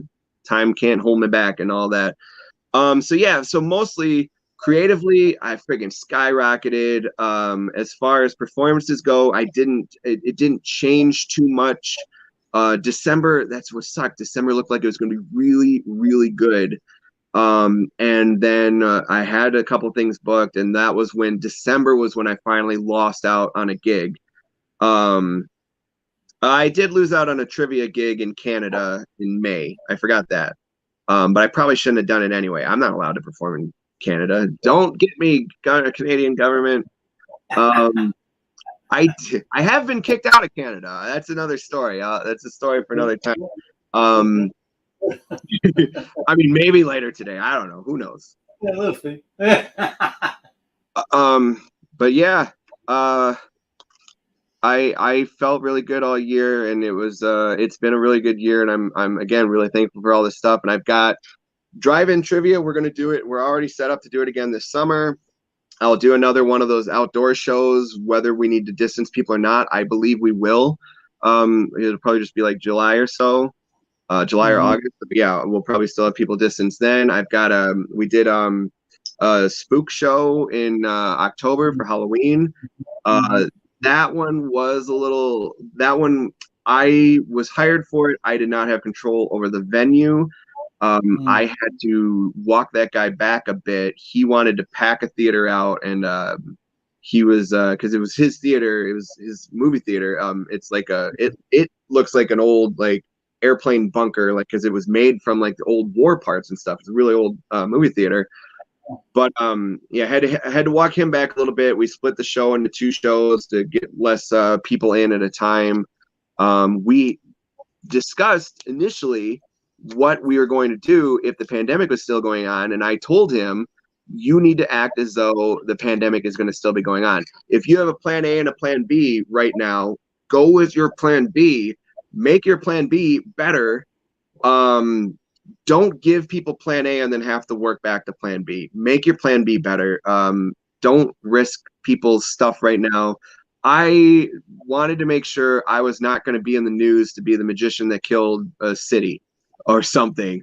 Like, hey, remember the magician that gave I forgot the name of the Carson. I don't remember the name of the city. Crystal Lake, I think that's it.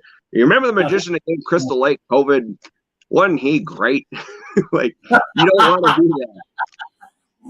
that. Also, for anybody that wants to step up to me about talking about predicting the future and stuff, and then like, well, but did you see COVID coming? I literally have it on tape. Last November 8th, I did predict it. I predicted when my kid was going to be born. I was off by 1 month. I predicted it 15 months in advance after 5-6 years of trying. So yes, I could have predicted it. In fact, I'll predict the future right now. I had 3, and I don't remember one of them because I didn't plan on doing it right now, but this is when it's coming out. Miley Cyrus, I mean, maybe, I don't want to, like, if I say Miley Cyrus, she might not do it, but Miley Cyrus is going to sell a nude selfie, pixel by pixel, as NFTs. We've got several others. I don't remember them. I wrote them in my notes somewhere, but I found my notes. Kim Kardashian and Kanye West. The story is going to break that originally their divorce was supposed to be a publicity stunt, and then it became real. The truth is, that story is several years old. The person that says it isn't exactly credible, and it's not exactly the case. But yeah, at some point they talked about it. It was supposed to be a publicity stunt. You'll find that story coming out soon. In August, I think in the zoo in San Diego, you'll find a polyamorous penguin, seemingly defying the laws of nature. And or is it? I don't know.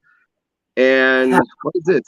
Oh, next spring, you'll the big thing will be like Gen Z and stuff. They'll be doing fake funerals, like mock funerals, so that they can pick out their music, pick out their stuff, hear their friends talk about them while they're still alive.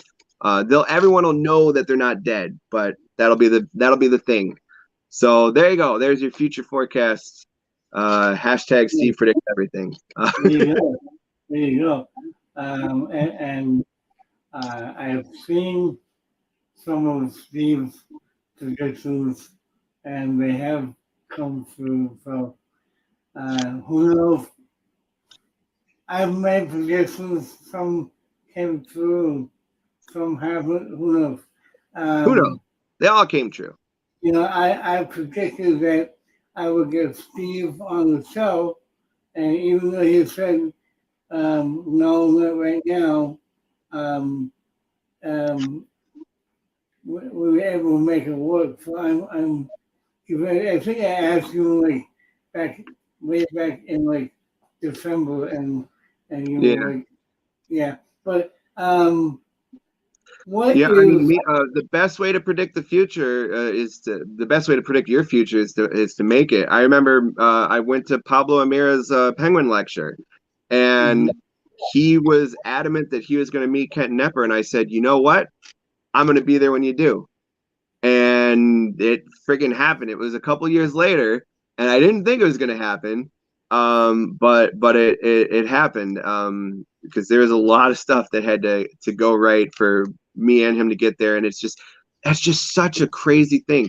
Even outside of what actually happened, the amount of insane talented people that were in that house, all at the same time over the course of 3 days is insane beyond what even happened. Like, that alone is crazy, and I don't know if that can happen again, and God, I hope it would. I want to just grab some pizza with all you guys. Yeah, yeah. I want to do the chocolate fondue because I went home. I went home before you guys did the Oh, chocolate. that's true, you did. So I missed that.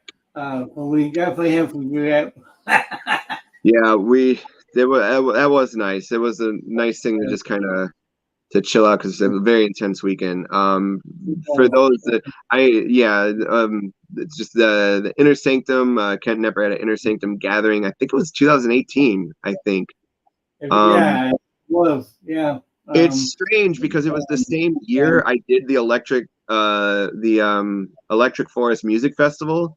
So I went from that earlier in the summer to Kenton's a little later, and it was like, dude, I don't know where I was that year. I actually came home incredibly depressed, and it took me a while to get back my footing. I was really off and short. After the weekend. Yeah. Yeah. So did I. I was really short with everyone. It was a little tense with my wife and stuff. It was weird, and I had to kind of find my spot back on solid ground and everything. Then, but yeah. Yeah. That weekend for me was my highlight in my career. That's A true. lot It of is really hard to not put that up there. a lot of magical and spiritual and mystical things happen. Not only outside but inside me. Yeah, and not only at the event, but like for me, it would keep going afterwards.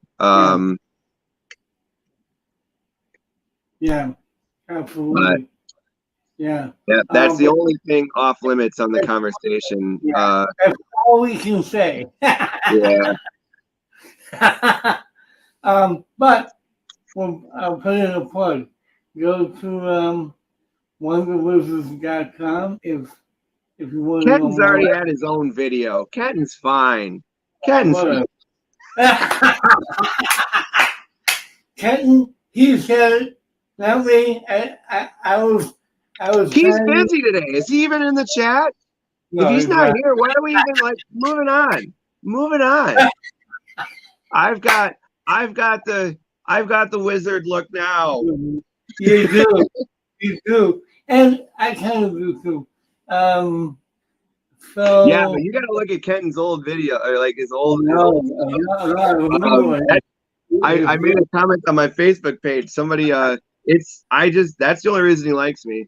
I've got his old look. It might be one of the reasons, but not only reason. I don't even think I showed him my classic pass, so I don't even think that's it.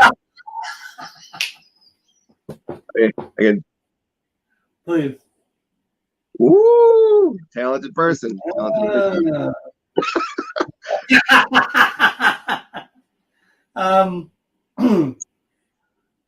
So we've broken down a little bit. We've kind of gone off the rails, and I apologize to both of you watching. Man, well, I think we have five people watching now. So, well. I love you with all of your heart. My heart. Whatever. I love you with all of my heart. Whoever decided to sign in with 4 accounts. Yeah. I believe me, none of them are mine. Yeah, yeah. I'm not even going to talk about that. I'm not going to talk about that. Sorry, my bird's yelling at me. I'm. Oh crap. Oh crap. Yeah. Don't worry, my baby is whining because he wants some food. My birds are going to be a lot loud. No, your dog can be loud probably. Yeah. What am I thinking? I haven't had a dog in a few years. Hey, anybody in the chats, if you do have any questions or you want to talk about something. I know Alex mentioned before about the man who fooled Edison. Oh my God, I love that routine so much. I was trying to think of like a favorite time having performed it. I did really actually one of my favorite times was actually performing it at my Las Vegas lecture. because they had no idea what was going on, and it was so cool. One of the times that there was one time that I felt terrible having performed it. So I ended up revealing a piece of information, or two. I think I ended up revealing two pieces of information that were really like personal and not necessarily in a good way. One, I think, was a pet that had passed that I didn't know had passed. So that the idea for that particular show was, it was a 2016. It was 100 years after, or 2015. It was 100 years after Bert Reese had performed his 3 billets routine to a judge after being sentenced taken for fortune telling. So he performed the freaking effect to prove he wasn't a fortune teller somehow. And got off, and it's written in the New York Times. So I was performing 100 years to the day from that performance, and then I ended up like getting these like really personal and deep kind of piece of information. But met that person again a few years later. Apparently, he's a friend of a friend of a friend. So we're all hanging out, and he's just like, Steve, I still don't know how you guessed my grandpa's name. And I'm like, what? Like, I don't normally go for a grandpa's name. Like, when did I do that? I'm like, wait, that was you? Holy crap. I feel so bad. But like, he enjoyed it. It has some sticking power.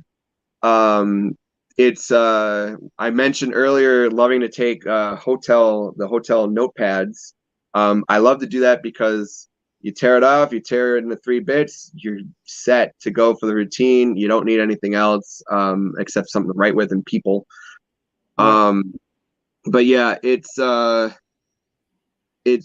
that's I actually left my probably because of the reveal of the dog and the grandfather that had recently passed. Both.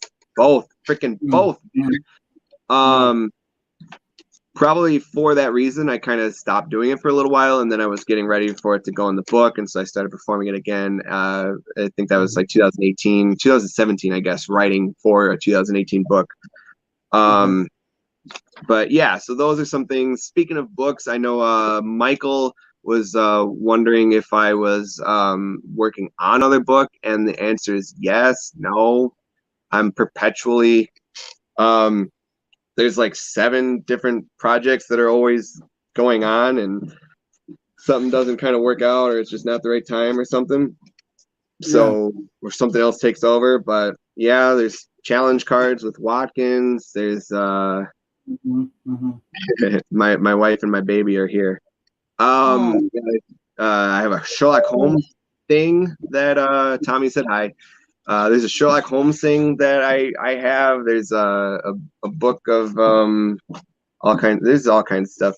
All right, what are we showing the baby, or are you just gonna? Yeah, so Hey, he's got his eyes open too.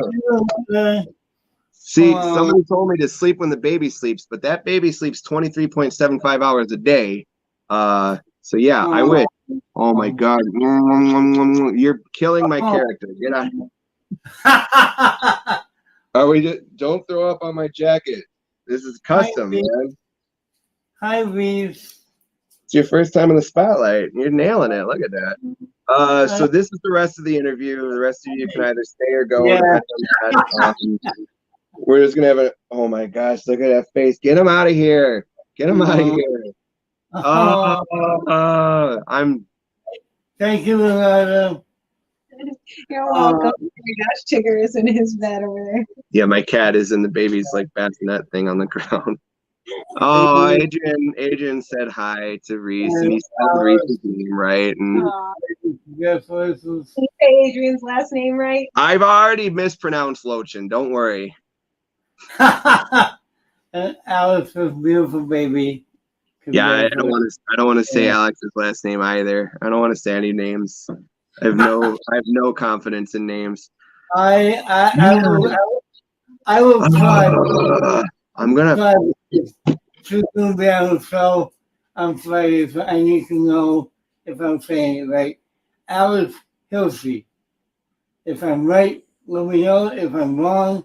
It's I will buried in a apologize. 2-hour interview with Steve, or 3. Yeah. um, Oh my yeah, gosh. See, here's the thing. Now all the emotions are there. I haven't slept, you guys, and now I mean just a baby face. Anyway, your baby is one of the cutest babies I've seen in a long time. yeah, Um, I thought I see him and I was like, wow, he looks like me when I was a baby. And then I look at my I baby got pictures, I'm like, nope. And I was able to tell my mom straight up, I'm like, my baby's cuter than yours. Far and beyond, man. Holy well, crap. you do have confidence. I have confidence in my son. Like my baby is cuter than my mom's baby means I'm ugly, dude. Like, no, there's still no confidence. Hey, when somebody calls you Uncle Fester, then I will agree with you. I Screw have been that. called. Screw Oh that. I'm yeah. buzzing it. So hey, it's the Adams family, Uncle Fester, and it cousin it. So we're coming up on almost 2 hours, and I was Don't say it wondering. out loud. You'll I curse it. know, I know. I All right. was wondering if we could skip to the end and see you perform something. That was the one thing I didn't rehearse. So sure. I kept going back and forth in my head between these two ideas. Because Mm-hmm. one, it's too short to be a full effect for something like this. The other Okay. one, I love it too much to bother just giving it away for free. So everybody get your pocketbooks out and ante up. Um, Uh, I love and then there was the it. other idea that I was going to do during one of the questions that just got skipped. But what are you going to do? So um, wait, which one you want to talk about? no, we don't have to. We don't have to do that. You don't have to do that. Oh, I think it was like how do you connect with an audience? But it was such a stretch. It was such Yeah, the yeah, effect. The no. effect was such a stretch to the question. So I Okay. mean, like I was just gonna. Well, we'll see. Because that was going to be the next question if we Oh, kept okay, going. okay. Well, I might do it. All right. So a performance. You know what? You have people do style. I'll have you do something. I'll have you do something. We'll see if it works out. Because one thing that people like to see is I've been told is everybody's got their phones with their little pins on it and stuff. Mm-hmm. And I'm gonna see if you would be able to pick up on that information from me. We'll start with the first digit, and I mean, it's like a 1 in 10,000 chance. I mean, I will help you out a little bit. I'm not gonna like leave you hanging. All right. Otherwise, I mean, yeah, 1 in 10,000 chance that you'll even like get close on this. So we'll just start with the first digit, and like I said, I'm gonna help you out a little bit. So let's say, do you think the first digit is 2, 4, 6, or 7? 7. 7. That's it. See, and that is, it seems strange, but that's exactly how my intuition works. You kind of notice these universal patterns. One of them kind of stands out to you more than the rest, obviously, and then you pick up on it, and that one seems right. So you know what? That works. So I'm gonna write down now this couple things. This is not my actual pin. It's actually from my bike lock. Um, Okay. so you won't be able to guess it just by like knowing me or whatever. And it's not just like 9999, like the same numbers repeating. And since you know what, I've got one of these here because my mom has instilled a love of office supplies on me. And it just happens to work out with mentalism. But then this way, like I can't do anything since we've I got wish, I virtual wish things on. my mom would do that. So I wish, the second digit. Do you think the second digit is higher or lower than the first? Based on those universal patterns, just what feels right. Lower. Lower? All right. So what number do you think it is? 2. 2. Okay. And I mean, who knows? Maybe you'll get. Did I write the right one? Whatever. So the last two. So the first two digits. First two digits were above 50. The last two digits, I'm going to kind of, like I said, I'm going to help you out a little bit. My thought process is that the first two were above 50. The last two are probably below 50. So we'll just do them as a group. As a 2-digit number, what do you think the last 2 digits are? Well, first number that came to mind is 45. 45? See, Yeah. I think you might have. I think you might have switched some of the digits around. So 7445, right? I just realized I kind of did this a little wrong. I did the last two a little sloppier. 7245 is what you said, right? It's Yeah. 7445. It's not too bad. It's not too bad, yeah. Not too bad. I meant to also ask if you'd be impressed if those were even like remotely close. I'm very impressed. On to a performance though. That was you doing something. Let me see if I can get my table here. Okay. One of the other questions. Hey Steve, how do you feel about virtual shows? I haven't really done them. I don't know. I did do the online trivia live streams, so those were pretty cool. But we'll do a deck of cards because the deck of cards has so many different options. In fact, this is probably the first and only time, statistically, this is the first and only time in human history that this deck would be in this order, and the last time in human history it'll ever be in this order. And that reminds me of, especially during the pandemic, all the different things that have to come together for you to like be around another person, like not even just like hand washing and stuff. I'm gonna have you choose a card. We'll use my R2D2 mug, so you guys have a table here. We're gonna choose a card, but I don't want you to choose a random card. I don't want you to choose a favorite card. I want you to choose a card that only you'd be able to choose. So to do that, first, I would normally have you do this part, but I didn't ask you ahead of time to get a deck of cards. I didn't ask you ahead of time to think of numbers or think of cards or anything. And so just since we got to this point, I've got the deck of cards. Normally I'd have you do this. So to do this, we're gonna spell. We'll spell your name, so your first and last name, unless you have a different person's name that you want to spell instead. That's up to you. That's fine. All right, I can see your name, which is great. So TOMMYBURNET.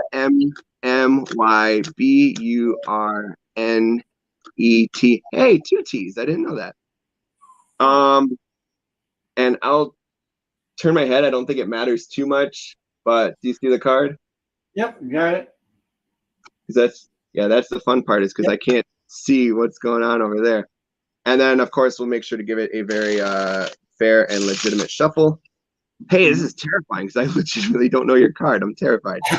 So the pandemic got me thinking about all the things that have to happen, all the things that have to come together for a conversation, not just the hand washing and all of that stuff, not just making sure you're masked up and everything, but literally you had to decide to have me on the show. We had to come together on what day to do it. We had to do it on an extra date. Like, this isn't even your normal show time or anything. Normally it's Fridays at 3.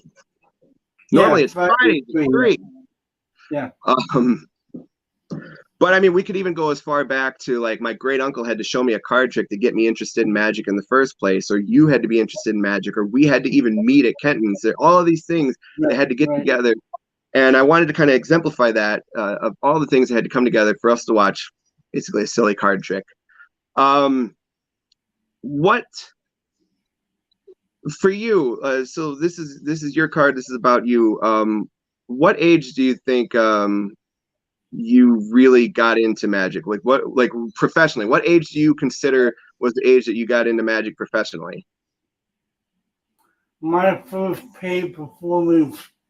Oh, well, I mean, first paid performance is one thing. I mean, you can still say it just to kind of show where you're at. Because like I could say, I mean, but like the year of the age that you really felt that you felt more confident and this is what you were going to do, that you were happy, that you were really going to pursue it. Yeah, like 27. 27? So we're going to use that. And you haven't told me this before, right? You didn't tell me that year. I mean, I shuffled the cards anyway. And again, you would have shuffled them if you were here. So 1, 2. We'll count down 27 cards to exemplify that. 3, 4, 5, 6, 7, 8, 9, 10, 11, 12, 13, 14, 15, 16, 17, 18, 19, 20, 21, 22, 23, 24, 25, 26, 27. Are you happy with 27? Do you think it was right, or do you think maybe you're off by 1? Who knows? Kenton knows. Is 10 here? I don't know. Probably not. For the very, I don't know it, so I can only go off of your reaction. But just in case somebody's stepped in at the last second, would you say what card? What was the card you chose? The 2 of spades. 2 of spades. Yeah. And of course, I mean, it's not like there's like 52 is like not like the same card just over and over or anything like that. That would be a little too overt of cheating. But Anne. Well done. Well done. Thank you. I appreciate it. Yeah. Wow. My mind is trying to remain be amazed and not try and figure out how you do that. Some days I don't know myself. No, that was great. Thank you. And then it's a freaking ACAN. I mean, it's. I mean, I know everybody bashes them. Yeah. You know what is funny? One thing that I did during the pandemic was to work on mnemonic stack. Oh, okay, yeah. And so now I have it down really well. And so I've been doing more and more ACANs, like different versions of ACAN. Yeah. Using this is Adrian, his reaction. Yeah, but he's I know. I love him. So I should mention, because not everybody knows me, not everyone knows you, not everyone knows Adrian. I should mention I'm dismissing it because me and Adrian are very close friends. However, I do always appreciate. He is somebody that keeps me in check, that lets me know when he thinks an idea might not work, like the pin reveal from earlier. So, but I messed it up though. I messed it up, and I'm kicking myself, and I feel terrible, and it's because I didn't plan on doing it. Normally it'd be better. So if you guys liked it, it's normally better. So thank you. But I dismissed him because he's a very good creator. He's a very good person. He's an amazing performer, and nothing touches him. He just doesn't. Me, I'm a little nervous. I love his Jaffe read. It's perfect. It is the perfect star sign reveal. If you're looking for a progressive anagram for a star sign reveal, mine is the best, but his is better than as a non-progressive anagram. And there's so much in the book. Sorry, my bunker's getting really loud now. Everyone came home. The book, the Jaffe read, it has a lot of stuff in there about how to just make the idea is that it's a conversation, and then you just happen to reveal a piece of information.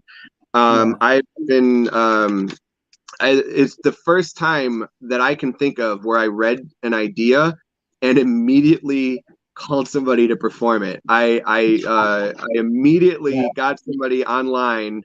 The only other time was Tequila Hustler. Somebody performed Tequila Hustler to me, and I was like, wait, what? And I'm like, I went and performed with somebody as soon as I could. And I'm like, really? Well, hold on. Like, so those two effects, I like immediately, like instantly, like I went down the stairs and I was like, dude, can you get on Skype right now? I got something. It's so crazy.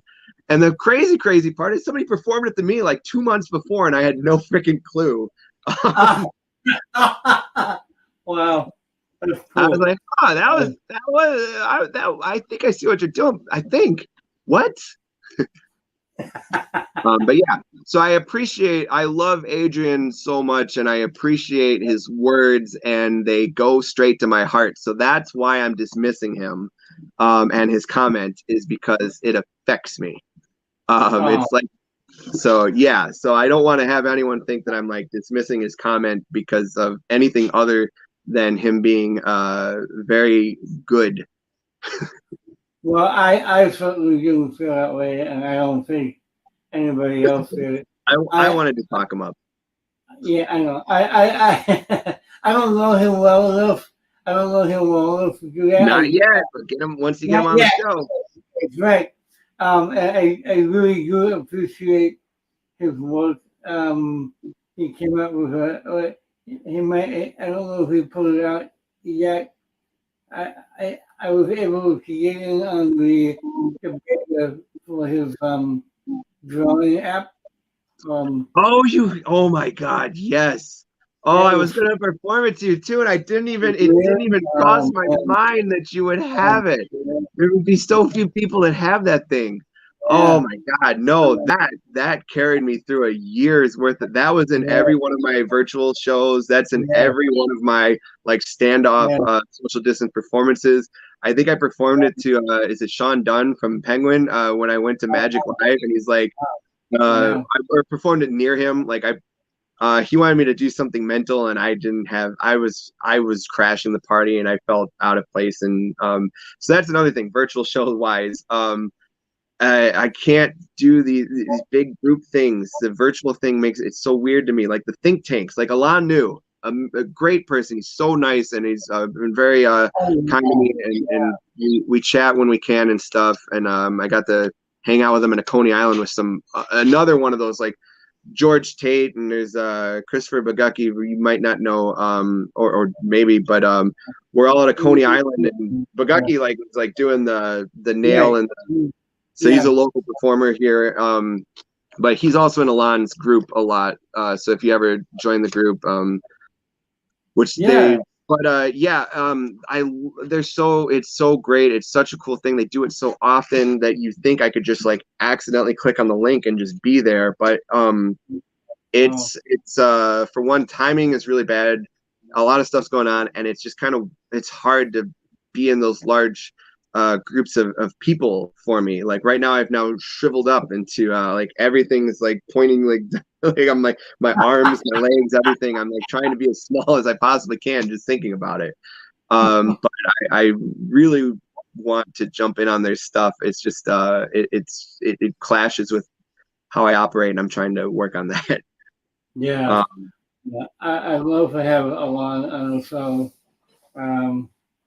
I haven't asked him yet, but I would love to have him on the show. I see there's somebody that commented, "Hey man," it says that to Brains. That's the impression I'm getting. I don't know who it is because I can't. I don't my impression, my unfailing psychic impression is that is to Braze, who has a new blindfold coming out, and he's a great guy as well. Well, okay. And if it's not, he owes me $5 for promoting it. If you want to put your name in the chat because it's not coming up, otherwise you can put your name in the StreamYard, and it'll pop up. But either way, it could be David Copperfield, right? Just write if it's you, David Copperfield. Just write David Copperfield in the comments. It could be. I speak to him on a regular basis, so no, I don't. That reminds me. We were talking earlier about who I'd like. I would like another chance to meet Lance Burton. I was in Vegas. Lance Burton and Matt King were both doing a talk. And then after, there's just somebody kept talking to Lance. Lance is my childhood idol. Like he was right there where it's like as close as me and you right now. Like we're just like one little line is separating us. And that was this guy. And Matt King also. Matt King right up there with all the world's greatest magic stuff. I mean, I ate up Matt King stuff. So I did get to chat with him for a minute. But I would like to have that chance back to just kind of turn around and just like have Lance Burton acknowledge my existence for like 5 seconds and then just like fade off into the sunset and go back to Tombstone or whatever. But yeah, so that coming back to the question from 3.5 hours ago. Well, you know, one of my biggest regrets is that Luke Zemay and Banachek had a workshop in Vegas about 5 years ago, maybe. Hopefully you were busy, because if you skip that, holy crap. I really wanted to go, and I had other things come up. And I know that was fabulous. I've been able to meet Banachek since then, but I haven't met Luke Zemay yet. So I met the Banachek. My Banachek story is weird. It's like a pool party in Vegas, and he's like, I have a bone. He goes, I have a bone to pick with you. And he saw, so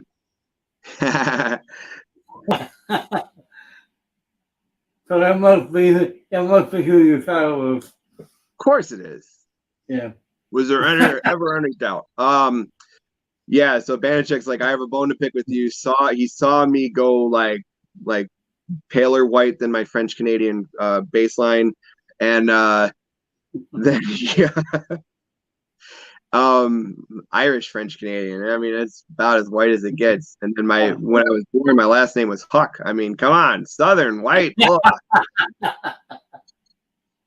It's like, but yeah, he saw everything in me drop, and he's like, I'm just messing with you. But later, he said something. I'm like, you're not messing with me.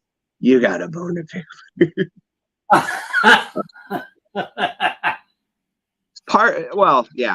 But Banachek's Penguin Lecture. Oh my God, that's the thing I recommend. I recommend that so much. His Penguin Lecture is for one. What is it, like $30? Yeah. Thing he teaches in it is like a $30 minimum. Like, you're learning like PK touches, and I can't remember if he goes over PK time. For one, you're getting like a full workshop on PK touches in it, and that's just the one thing. And then silverware, again, that was $30. That's just the one thing. Yeah, I think he goes over pocket writing in that one. Oh yeah, it's in there right now. I have my own table.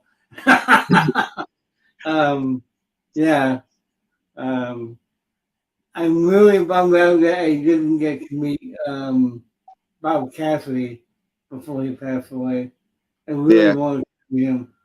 Because I have almost every single ebook of his that he put out. What he got there? I pocket wrote banana. Nice. No, not really. It's not the right paper. It's not the paper I would normally use. But yeah, No, I bring up Bob because he came up with a pocket letter that a lot of people think it's supposed to be a Swami gimmick, but it's actually meant to be used on your forefinger to say your thumb made out of a banjo pick. Okay. And that's what I use.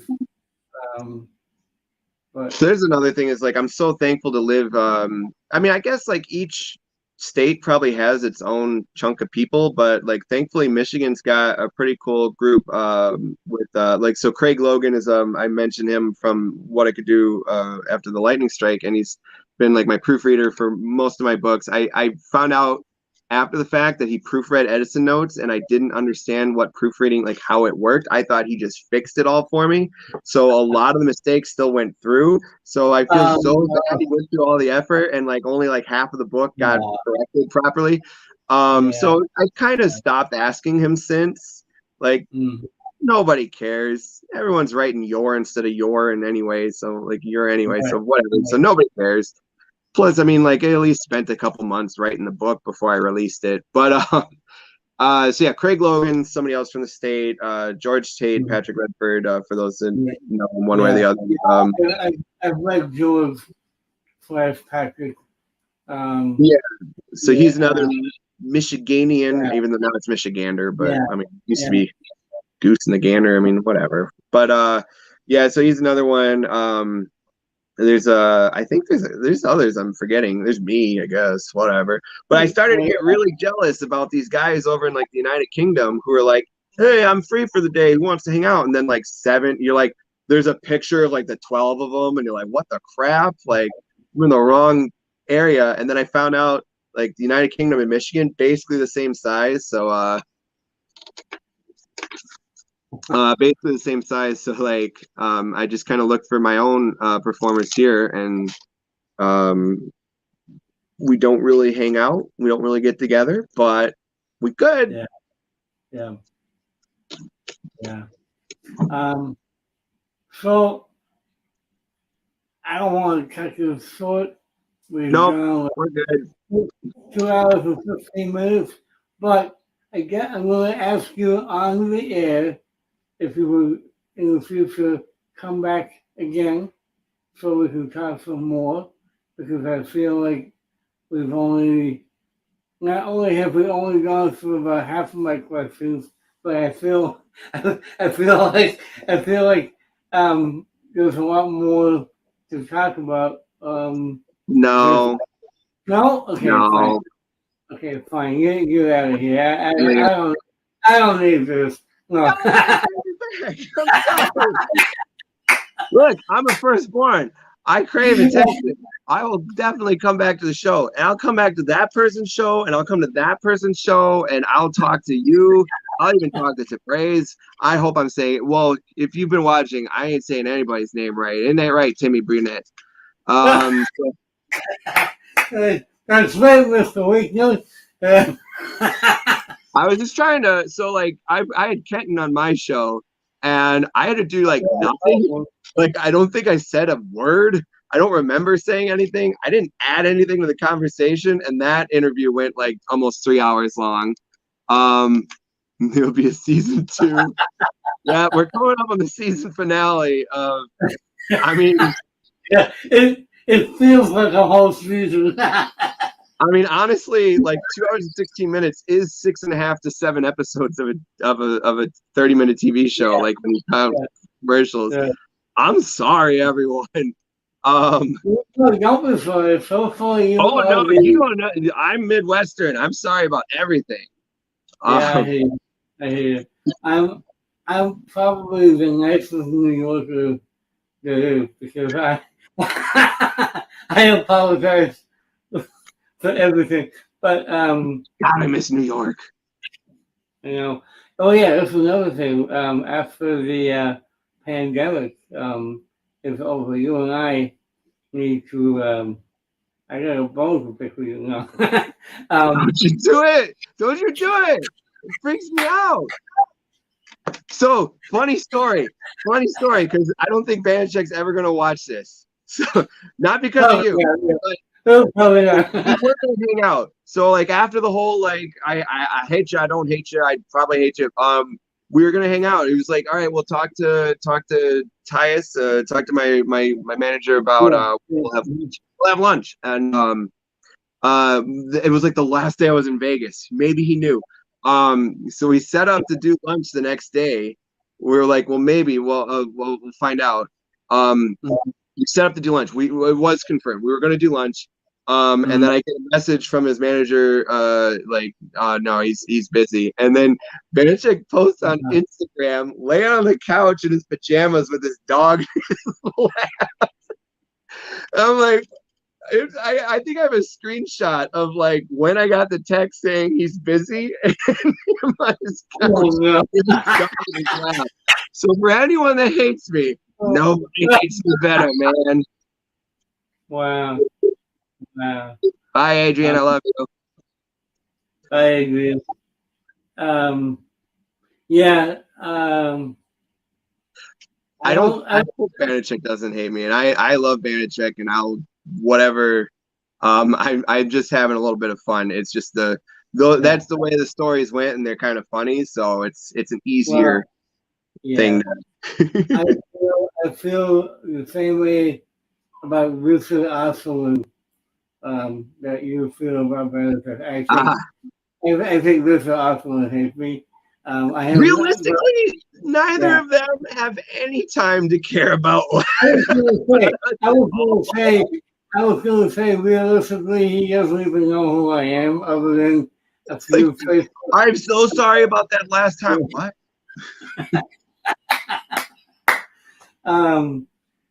It's been a real pleasure having you on the show. What I was going to say was, you and I need to do a live show together. I know. I can't believe I've been thinking about it the whole darn interview, and I forgot about it in the second hour.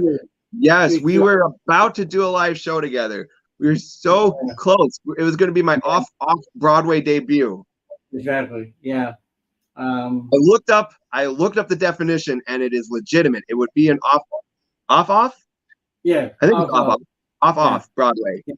Off. Anything below a certain number that's still in the general vicinity. So like, exactly. It was going to be. I was about to go coast to coast, Las Vegas lecture on Friday the 13th, and then off Broadway debut with New York City's favorite mentalist, Tommy Burnett.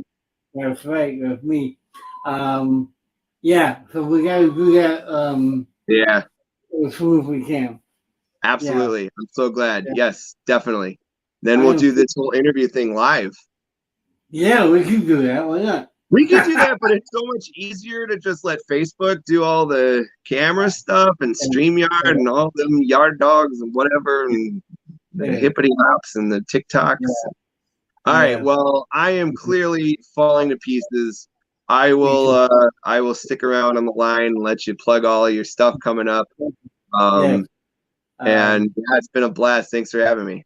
I really have. I have missed talking with you and you making me laugh and me not necessarily making you laugh, but you pretend to laugh. No. You got me there. That was a funny. I didn't expect that. Ladies and gentlemen, I can't get the hiccups, and I don't get surprised by jokes because I know everything that's coming. Yeah, I hear you. Are you wearing pants? No. That's a very good question. That question is 2 hours too late. Ladies and gentlemen, Mr. Steve Wachner, thank you once again. I will speak to you in a second. Ladies and gentlemen, this is officially the longest podcast I've done so far. So, a word to anyone coming up after. You have a record to beat of 2 hours and 22 minutes. And Steve was like, no. This week's guest is the lovely and talented Alice Hilsey, who, when I first asked her to be on the show, she was like, "You want me to be on the show? I'm basically nobody." And I was like, "Come on, I've seen your work, I've seen your videos. You are phenomenal. That's a hard word for me to say. And I would love to have you on the show. So next Friday, this coming Friday at 3 p.m., she will be my guest. And that is the end of the show. I thank you. Before I say goodbye, I always say, remember the magic is inside of you. It isn't your props, and especially is not your people. The magic is inside of you. And carry that with you until next time. Tommy Burnett, New York City's favorite mentalist on Magic and Mysticism, the podcast. Bye-bye.